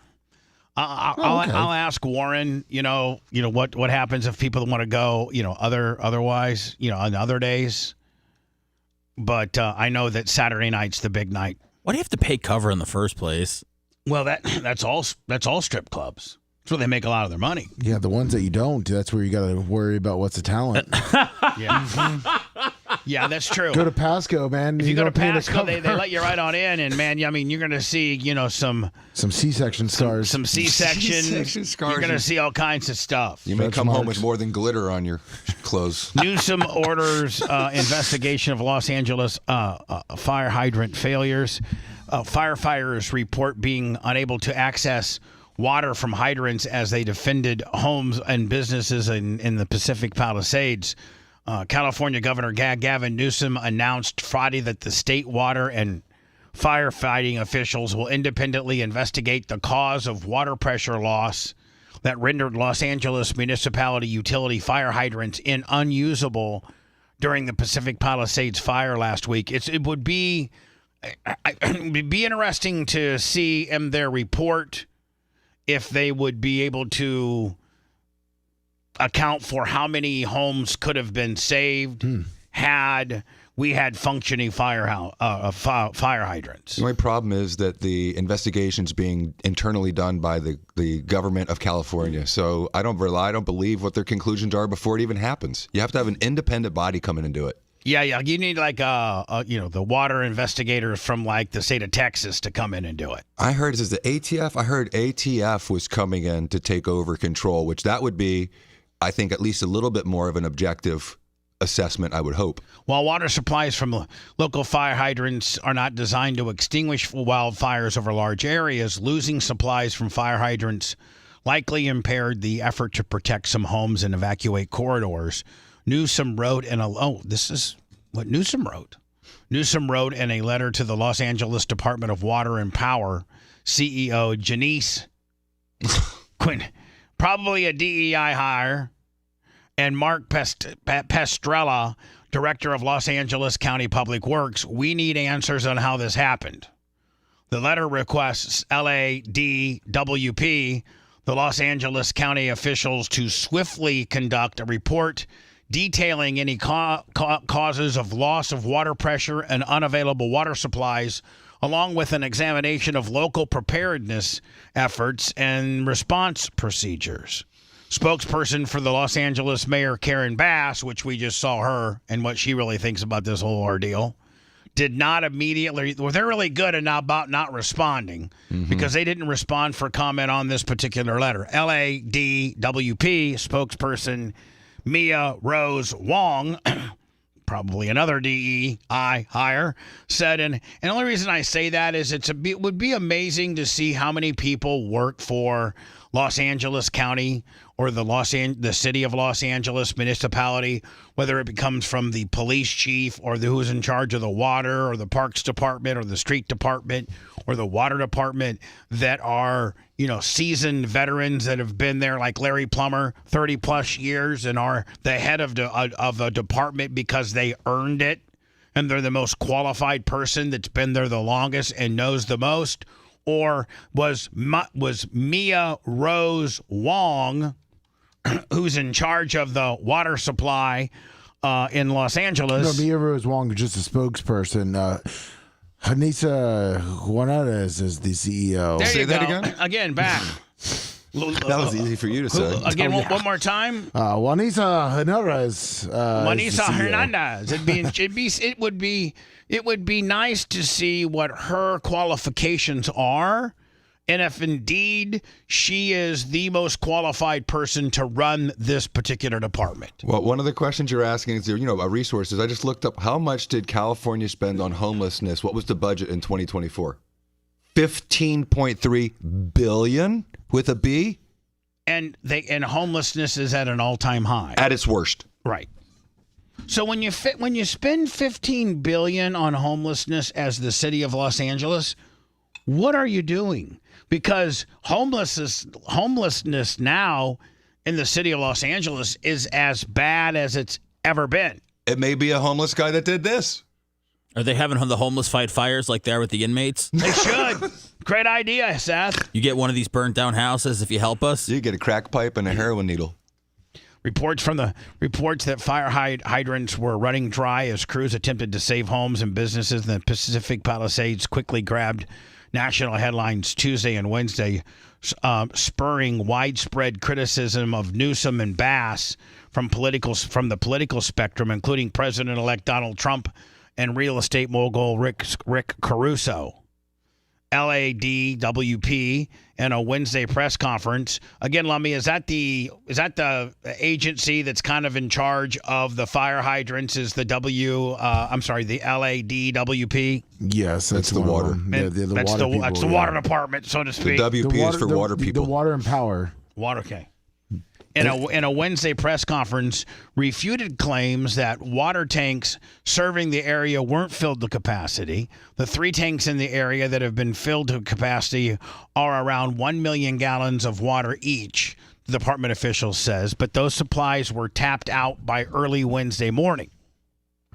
High winds up to 80 miles per hour, grounded aircraft used to fight fires, putting the bulk of the pressure on the fire hydrant system.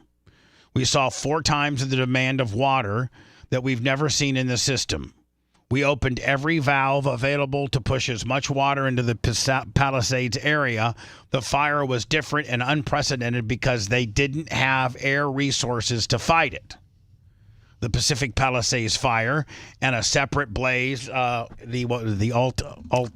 Altadena, have killed at least 10 people and burned more than 9,000 structures. Newsom's letter said the state will offer full technical support to local agencies as they detail their actions through the disaster. It does not offer a specific timeline when the reviews of the incident will be revealed. Blah, blah, blah.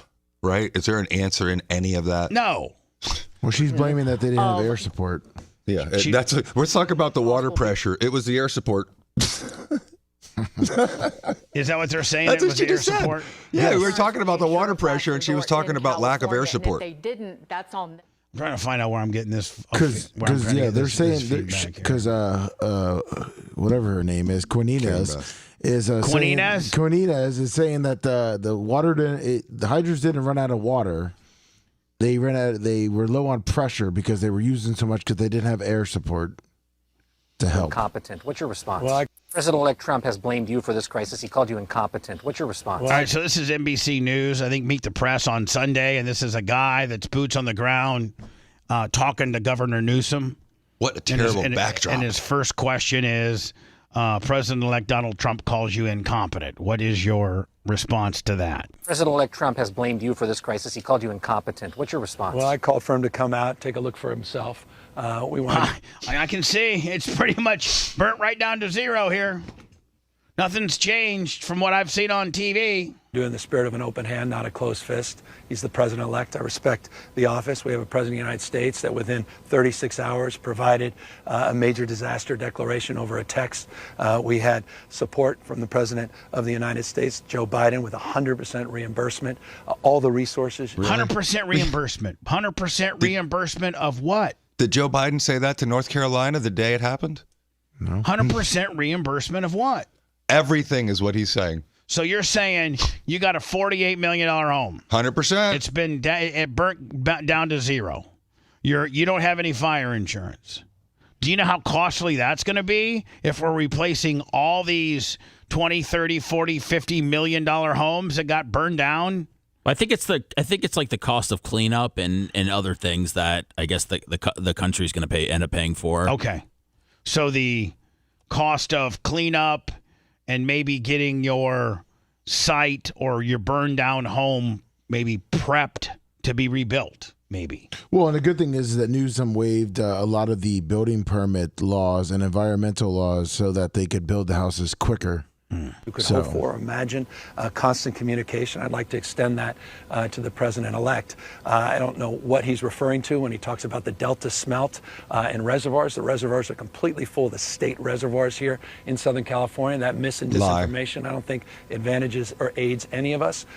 Responding to Donald Trump's insults, we would spend another month.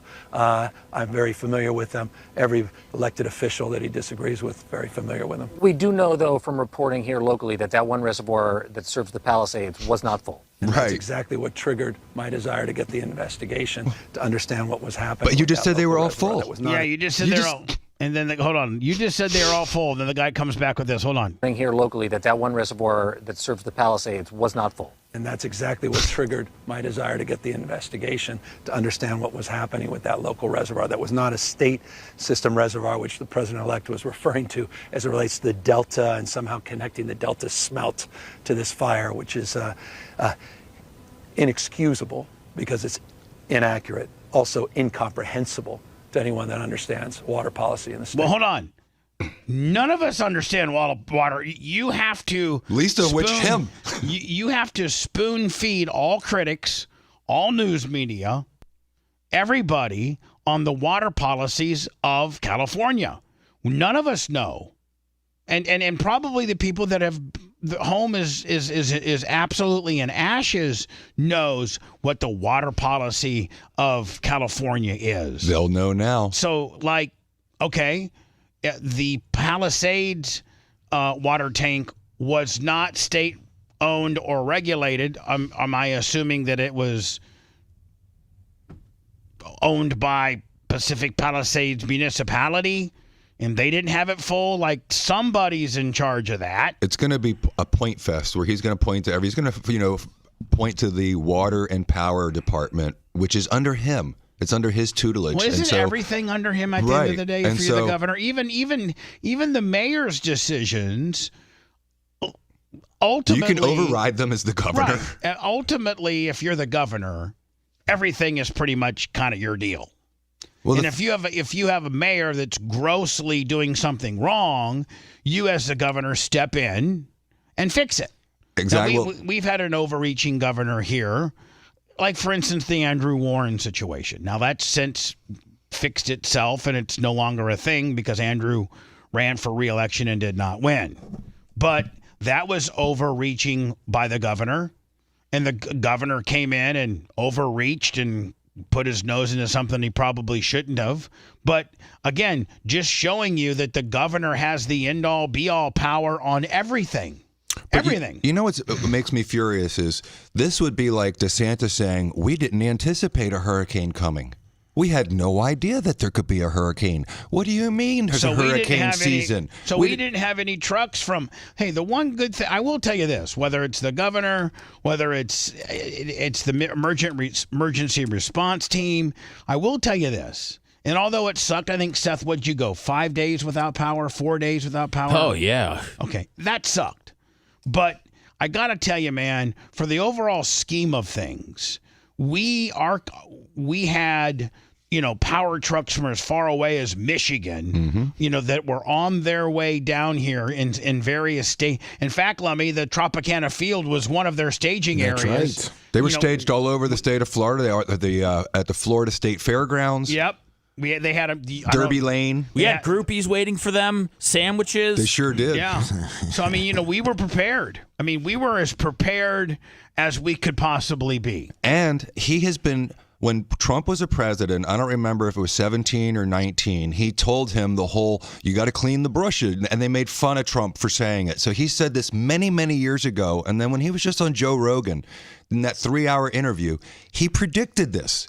He said they still haven't managed their water correctly. They still haven't managed their forest correctly, and we're going to be looking at a catastrophe. I mean, literally, 6 months ago, not even 3 months ago, he talked about this and how it could be prevented. My understanding is that you have put a call into President-elect Trump. Has he called you back? No, that was months ago. That was after his victory. So I look forward to him, again, coming out here in the spirit of cooperation. Forgive me for interrupting you, but you did invite him to come out here. Have you had any response? No.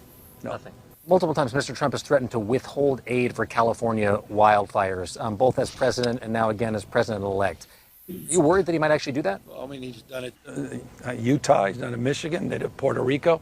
He did it to California back before I was even governor in 2018, until he found out folks in Orange County voted for him, and then he decided to give the money. So he's been at this for years and years and years. It transcends states, including, by the way, Georgia, he threatened. Hey. He's not even the president yet. Right. You can't blame him for any of this. Now, after exactly a week from now, his response and what he does to and for California, it is in bounds. You can be a critic or not with regards to what he does. But you can't be putting this on his tab at this point. You can't. Similar. What he's done to other states when he was president, not in bounds. What's in bounds is one of the most horrific natural disasters we've ever had in the state of California, to the point where it never, usually wildfires were kind of an urban thing. And yes, sometimes it involved some outlying cities and things like that, but it never got this close to Los Angeles and where the real rich people live. Maybe now, because it's only after the rich people have been screwed with, things start changing. And so maybe now, like San Bernardino, Yeah. that's kind of like, the lower part of, that's kind of like the Kenneth City of California. Pinellas Park, of Kenneth Los City. Angeles. Yeah, like of Los Angeles. So, if San Bernardino burns down, okay, whatever. But when you got Pacific Palisades and A-list celebrities who have lost their $40 to $80 million homes, James Woods, all these really, really, really, really influential, Mel Gibson. When those people start losing their stuff, then stuff starts changing. So that's his style, and we take it seriously to the extent that in the past it's taken a little bit more time.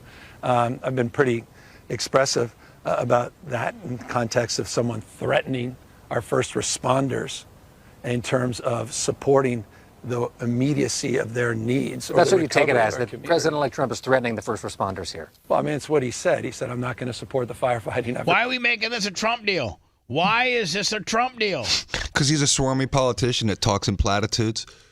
I'm not going to support the state of California. Let's talk Let's talk about what has happened and what we're doing. Well, I mean, the first question he asked him was about Trump, saying he was incompetent. Right. But the whole point is, he doesn't talk like a normal human being. One of the things that people like about Trump is he talks like a normal person. Who talks about, I started to reflect upon the reasons upon doing. He's like, what, dude?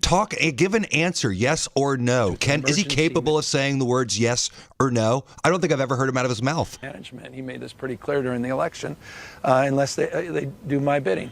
And again, these are familiar terms, and they're familiar to a lot of other states, not just my state, and they're familiar to not just me as governor, but the previous governor of California, Governor Brown, that was battling with these same things. So you just work through these things. And he's posturing himself to be the next candidate. He's done. And he should be. I predict that he's done. This is going to cook him. I mean this. You think he'll be the next candidate? Blessed. I think he's cooked. I think that he'll somehow come out on the good end of this. I have 40 million Americans that happen to live in California that Joe Biden's president of the United States and did what he did immediately. And to the extent that we can work with the same relationship and that same spirit with Donald Trump, I hope we can. President Biden, last time I saw you... Good, let's close the Trump stuff out and move forward. In the Palisades on Wednesday, right after this fire started, you were on the phone at the side of the road trying to reach President Biden. Subsequent to that, he pledged 100% of the disaster recovery relief for the next 6 months. Is that enough? Well, it's significant. In fact, when I was on the phone, you saw me on the phone, I was trying to get the satellite to phone work. I asked for 90%. And he said, no, I'm going to do 100%. It was a big deal. 180 days is a big deal. But he also had just provided the major disaster declaration, and we did the press conference the next day. And that is profoundly significant because that's individual assistance, disasterassistance.gov. People should go to disasterassistance.gov and start filling out applications, get that immediate relief, and then get longer and medium-term relief. Let me go to that website, see how much, if your pole barn burned down to zero and Pacific Palisades. Let's see what I can get. Oh, you wouldn't believe, like just in the $750, how much money you can get. But no, he stepped up in a way that an American president should step up, and I couldn't be more proud of him. That's not a political statement. That's not because I'm a Democrat saying that. That's because I'm a human being trying to help other human beings in the most extreme elements in the most difficult time of their life. Yeah. What do you think of him, Seth? To be honest, I don't really have many thoughts. Okay, I think this whole thing needs to be concentrated on the natural disaster and the problems that caused it and fighting it instead of making it a political deal. I'd like to get to the bottom of why did it happen and not make it a political deal. And regardless of the political affiliation of who did what, let's find out what happened. Where was the major malfunction for this to turn into what it did? I do think that he could play the role of Pat Riley in the biopic. He could. Absolutely. Perfectly. If you want a deep dive into the Bubba the Love Sponge show from the past, go to BubbaArmyHQ.com. We'll be back after these words.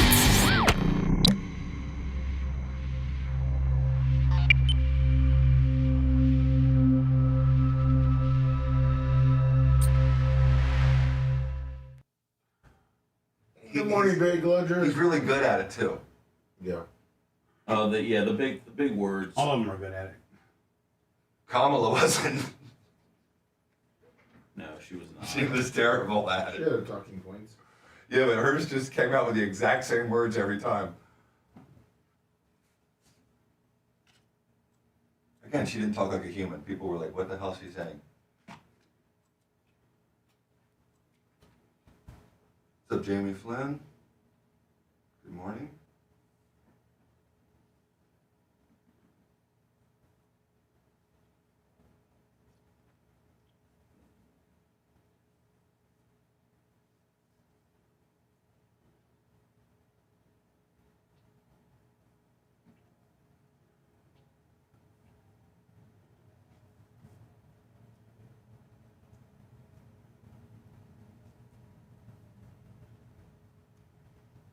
That's funny, Tampa Terry, or he's just being commonsensical.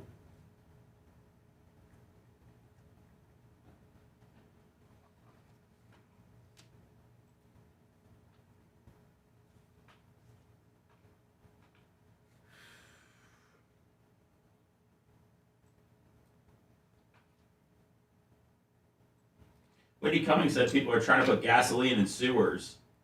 Yeah. It's kind of nuts.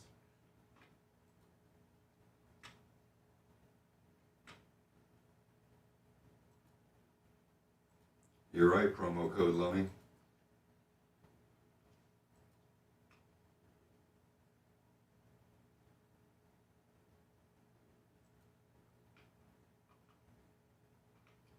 SipTequila.com, Total Wine, or right directly on Salento Group Lips.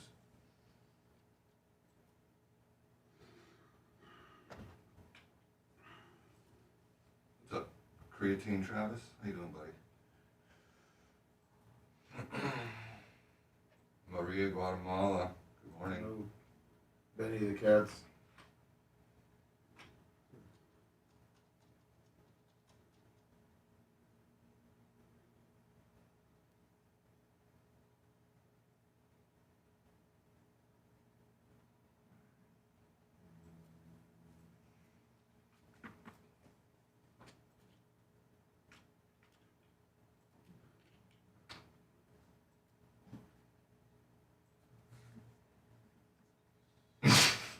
Mark Jones is pretty funny. I don't know. A lot of people are saying that was a helmet to helmet. I think it was.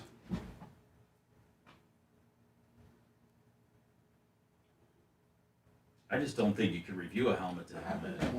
Yeah, I don't think you can. If it hasn't been called, you know. Yeah. I think you can review it once it's been called to see if indeed it was one, but I think you got to have the initial call.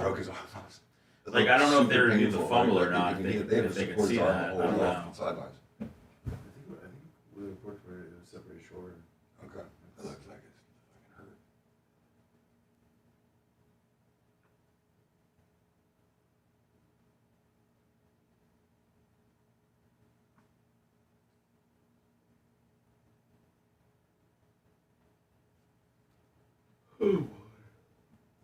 Wait, what are you feeling Buffalo all of a sudden for? J-Lo Bronco, that's hilarious. Yeah. Bubba J-Lo Bronco said, think all the sex tapes that were burned up in those flames. Oh my God. And all those fucking freaks' houses. I think that cold weather is going to affect. I'm sure that was in their short list of stuff they brought with them. They got the family photos and their sex tapes. It's going to be rainy and cold on Sunday. Derrick Henry weather. Huh? Derrick Henry weather. Let's hope his Florida doesn't come out. P. Diddy's wishing his house was in the Pacific Palisades.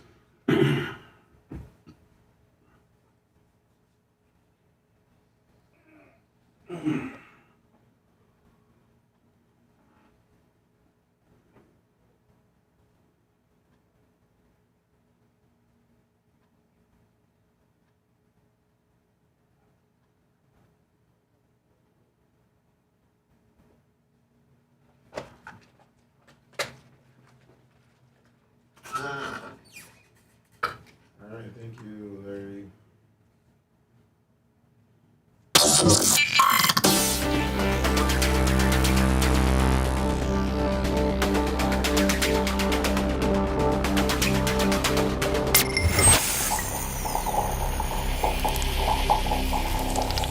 Broadcasting live from the Aquabedo studios. Aquabedo.com/Bubba. It's the Bubba the Love Sponge Show.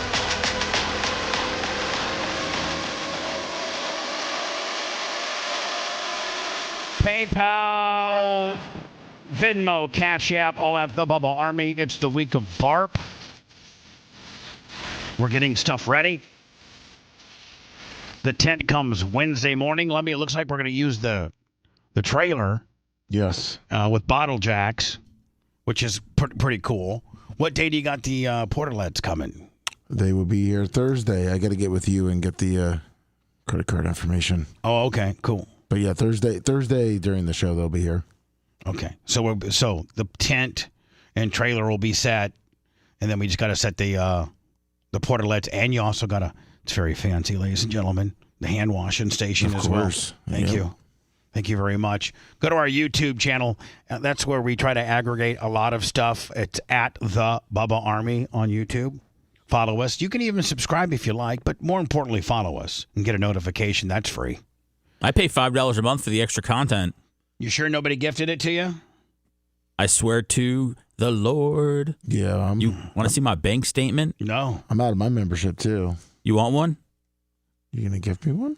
Yep. All right. And I'll send you the $5. Oh, thank you. I can't gift you one. I don't know. Somebody could randomly get it. That's true. But let me send you a 5 spot. You deserve it. Money. I'm going to catch a bunch of hell. Bubba makes his employees blah, blah, blah. And I understand that you have another structure. Now, let me, the Canadian guy couldn't quite hit the fire too good. But we can. Oh, here's an American guy. Here's an American guy, and watch how efficient. Now, see, sometimes you see these big planes, and they fly over some flames or some smoke or something, and you can't really see the immediacy of it being extinguished. So you don't really know. Like, okay, did it get any of it? Did it do it? A lot of times the camera angle is not conducive to being able to see it. Good. Well, watch this one. And I understand that you have another structure burning behind you. Look at this. Boom. Look at that. Now, is that not badass? Damn. Is that not badass? Was that a powder or was that water? I think that was water. And Structure burning behind you. Boom. Bam. I mean, I think out. Okay. Canadians can't do that. Not at all. I thought you loved Canada. I thought Canada loved you. Why the hostilities? What do you mean? I mean, Canada's here. They're flying the planes. They're sucking up water. They're dropping it. You got one from an angle where you think he missed. I think he nailed his target. Again, we could go to the replay, but I mean, I think it's great that they're here helping us, along with Mexico. I love it. I love it. I just don't know if they can hit the spot like the Americans do. I mean, this is pretty much kick ass. I heard that they're better at hitting the spot than we are. Oh, okay. Boom. I mean, haven't you often wondered how efficient are these things? I see the mist go off into the air, and I never see what it really does. Do we have Chelsea? That's pretty impressive. That's good. pretty impressive. Did you guys see this story? This is so sad. And every one of us, I think did you guys get a replacement dog for No, not yet. You haven't? No. But do you want one? Yeah. Or does Walker not even care? No, he wants one. Okay. We might start with the cat. I have a dog. Obviously, I've always had from God, from the time I started radio in Tampa, I've always had a dog or a cat. No, I didn't never had a cat. I've always had dogs. Had a Priscilla the bulldog, and then I had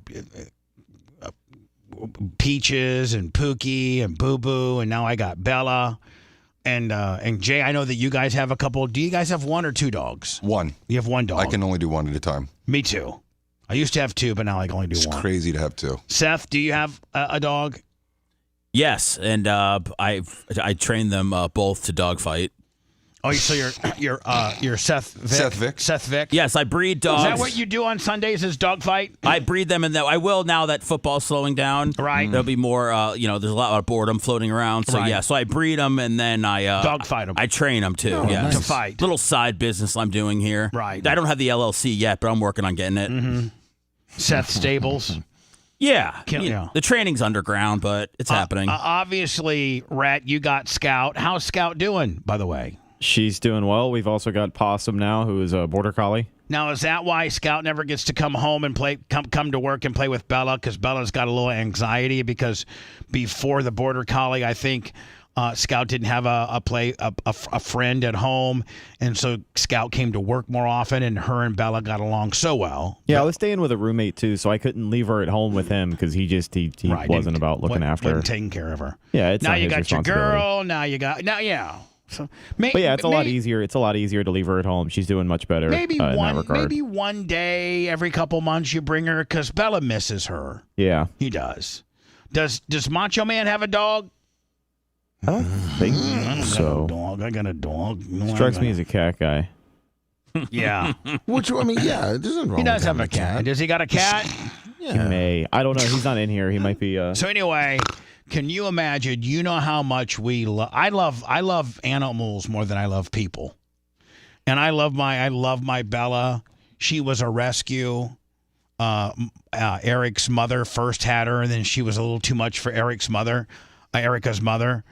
So that they were going to give her back to the West Tampa Humane Society, Lummy, and she'd already been turned in once before. That's right. And so once you get turned back, like once you've been adopted out 2 times and you get turned back in, I think even though they're a no-kill shelter, I think they might kill you. Yeah. I think they put you to sleep. Goodbye. So Bella, her mom was going to get rid of her. And I was like, I think I like this dog. And I played around with her, played rough with her to see if she was a biter. She wasn't a biter. And I have Bella, and I love her to death, just like I had Pookie. And so we all have animals. And can we imagine, that we let you go through losing your home in the Pacific Palisades? You lose your home. It's done. You're gone.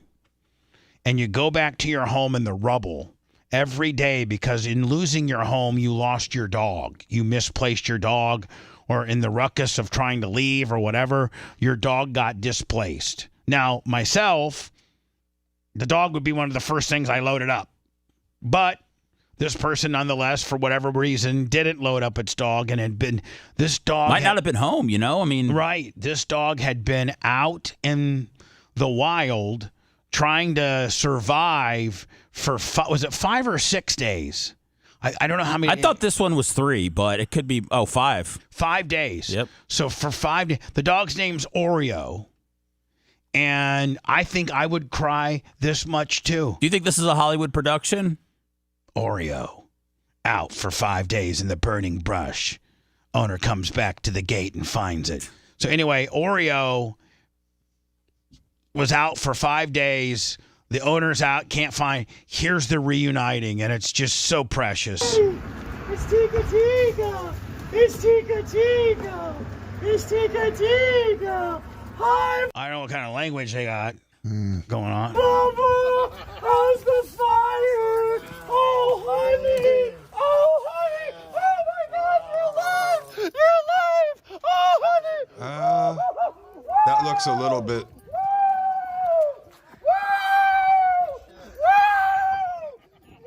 That's Seth's reaction after one of his dogs wins a fight. when Kushner Kennels comes out victorious on their Sunday, and Seth gets that win on that dog fighting ring. This is the reaction the winner gets from Kushner Kennels. Say it. So this guy was at work, Bubba, and they wouldn't let him in at all. Is he a firefighter? You're scaring. Yes. You can take him back. Oh, thank you, Jesus. Oh, thank you, God. NBC. Where's NBC? Where are you, Liz? Thank you. Oh, honey, thank you. Oh, God Almighty. Oh, Jane. Oh, Jane. I think he's a firefighter. That guy? Well, he had a firefighter shirt on, his pants, and Yeah, with his he's one of those overalls. California firefighters. Yeah, this Volunteer. Is the California firefighters, they're afraid of the fire. They're like, ah! It's Look at his pants. Does this dog look as excited as he is? No, this dog says, save me. Send me to the kennel so I can get adopted out to somebody that's not quite such a goddamn Looney Tune. Hi, Bubba. How's the fire? Oh, honey. Oh, honey. Oh, my God, you're alive. What about the other dog? Oh, honey. Oh, whoa. Look, they say you're scaring him.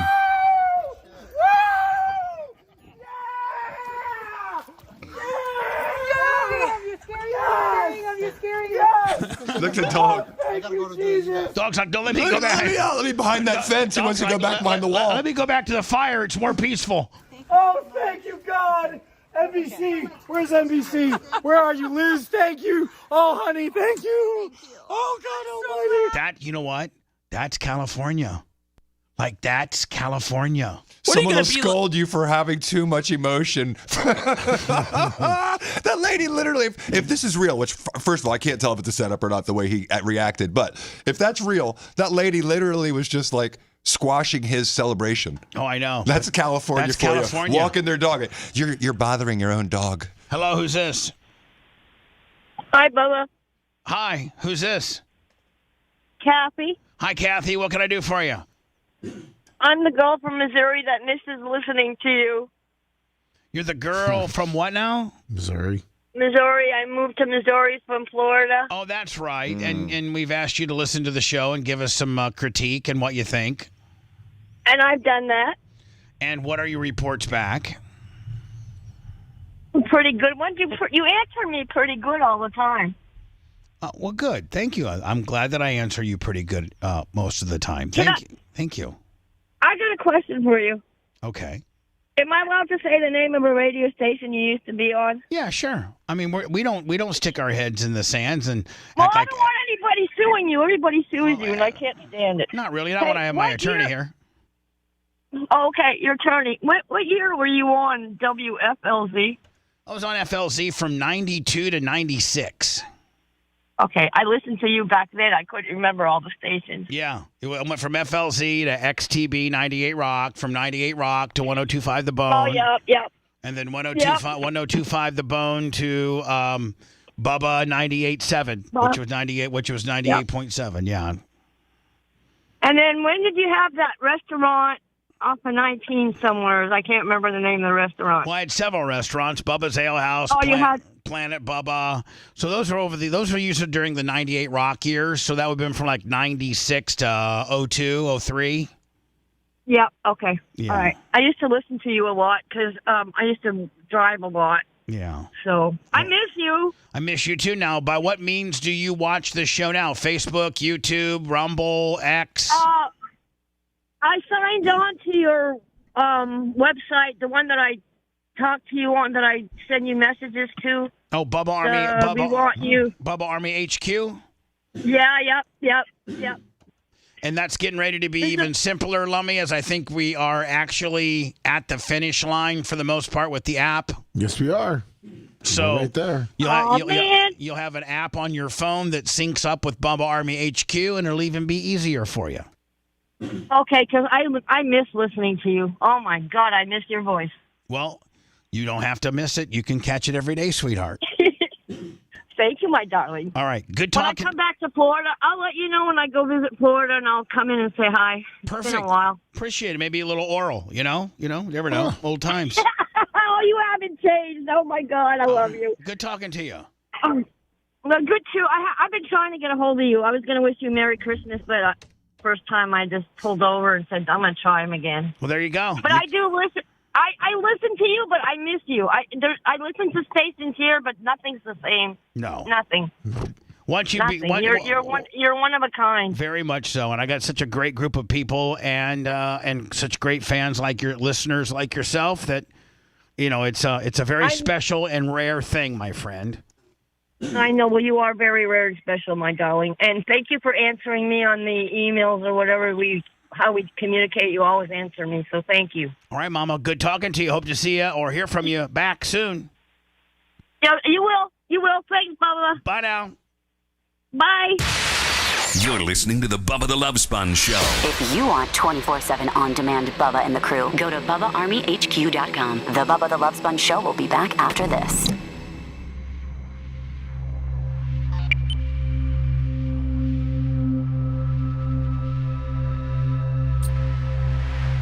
Well, I mean, you said the app's at the finish line. What does that mean in days? Listen, Apple is located in California. They're going through a lot of things. Yeah, our server farm got burnt down to zero. So Yeah. Come on, Seth. What do you want us to do? Just like at the finish line. Ow, fuck! Okay. Yeah. Was that your elbow? Yeah! Ouch. Not so funny, bone. Oh, shit, man. Workers' comp. Did you drug test? Fuck. Shit, that's the worst part. Workers' comp, do your drug test. That would be my first recommendation, Bubba. Drug test his ass.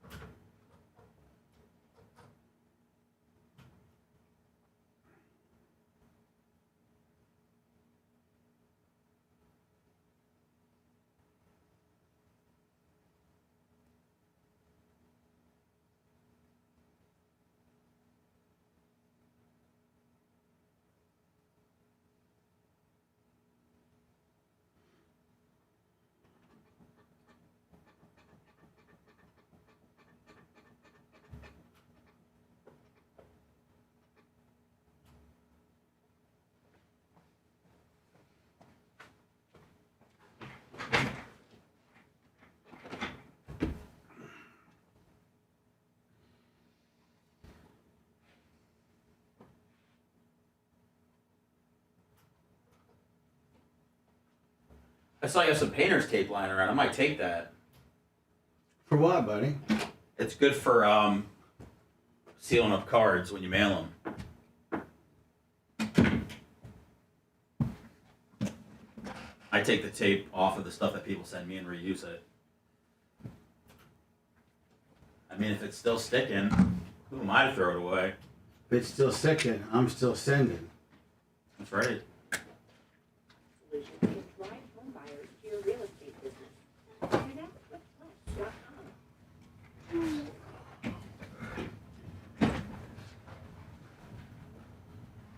We got a fire-free after show. You got we got some shit we've been waiting to play for 6 days. You got pigmentation tomorrow? Yeah. What time? 11:30? 12. 12. Yeah. Why? You got a chassis? No, I was gonna maybe come by and say. Oh yeah. You want to just do it? No, I'll come by and say Why hi. don't you just do it tomorrow?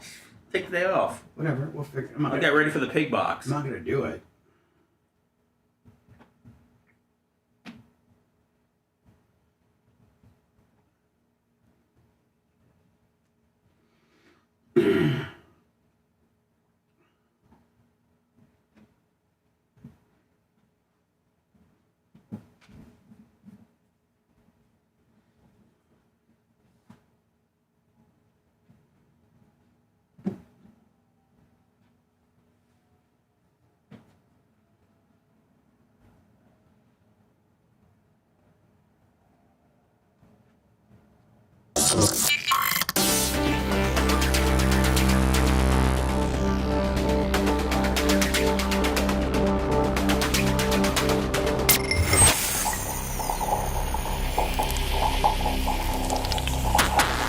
Broadcasting live from the Aquabito studios, aquabito.com/Bubba. It's the Bubba the Love Sponge Show.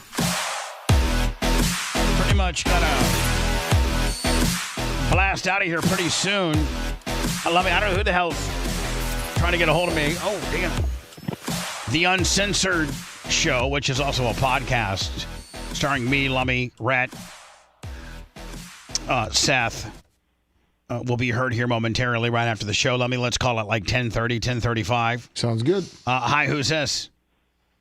Louis, 3 Michigan, Bubba. Hi, Louis. How's it going? Pretty good. How about you? Good. Hey, the big question for these fires and the water problem. So the Middle East, Israel, Australia, lots of countries have been investing in desalination plants. LA, San Francisco, San Diego, Palisades, all these rich communities are by the ocean. Why don't they put some money into that to, one, solve the water problem, and two, fill the aquifers and everything else? Well, it's always been my understanding that they still haven't been able to perfect it and make they have. And make it pay for itself. It's still very, very expensive, but Jay may know a little bit more. Well, they use it in the Bahamas all the time. We have a friend that has a home there that has his own desalination plant for his own property. I mean, that's how much it works. Damn. You can have an individual one. Well, you kind of have to there, Seth, to get like drinkable, potable water. So what you're saying is it makes too much common sense. You have an ocean around you that can be used to fill the water. So you're right. Same with us. Yep. I mean, same with us. I know they were originally going to start like a big desal plant up in Tarpon, and they just couldn't quite get the numbers to work or something, or the technology or something like that. Now, doing it on a massive scale, Bob, I don't know about government projects, but I do know that it does work. Desalinization works for sure. Yeah. So great point, sir. I mean, every city near an ocean, if you could perfect it and scale it to be, usable to municipalities instead of just, one-offs in the Bahamas for rich people that want really good water. But if you could scale it to make sense, then I don't think we would ever have a water issue. We do have that in Tampa, Bubba. We do? Yeah, I watched the YouTube video Israel. They're so efficient with it that they're actually filling up lakes and rivers with it just because whatever their access is, that's what they're doing with it, Yep. Appreciate, all right, buddy. Appreciate you. Lummy looks like Mike, was it Vrabel? Vrabel, yeah. Is he the new coach of the Patriots? He sure is. He came from where? He used to be with the Patriots, and then he went to Tennessee. Yeah, and then they fired him. And now he's back to the Patriots, and they're saying this was the perfect fit and where he needed to be all along. That's correct. And so now the head coach of the New England Patriots. Fantastic. He's a badass. We will start the after show today, which will be a podcast, which you can get anywhere that you get your podcasting stuff, iHeart, Google Play, iTunes, Bubba Army HQ, or you can actually go to our YouTube channel, and we upload all of our podcasts there as well. We get just as much credit there as well. And Lummy, if you're a subscriber of our YouTube channel, you get to watch the visual. Yes, you do. There you go. Jay, I appreciate you. Appreciate you. Thank you. And of course, I'll walk you out. We always have some of our greatest conversations when we walk out. Those are the ones in the kitchen I like. Yeah.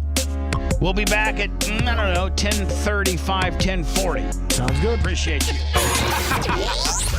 Thanks for letting me finish. You've been listening to the Bubba the Love Sponge Show, starring me, Bubba the Love Sponge, co-host and show historian, Lummit. It's Seth, co-host and president of podcasting. It's Brian Matroni, king of counter programming. Rhett, the filthy ginger video editor. Yeah, back here wiring up. It's Mini Macho. The BRN agent, Thomas Buttoned Up B. Co-host Dr. Dan Diaco, Esquire of Council. Co-host J. Diaco Esquire, the Spitting Cobra of Council. Now, time for the legal disclaimer. Exactly. The Bubba the Love Sponge Show is intended solely for the enjoyment of our listening audience. Any rebroadcast, retransmission, or other use of this show without express written consent of the Bubba Radio Network is prohibited. We must dissuade him of this delusion.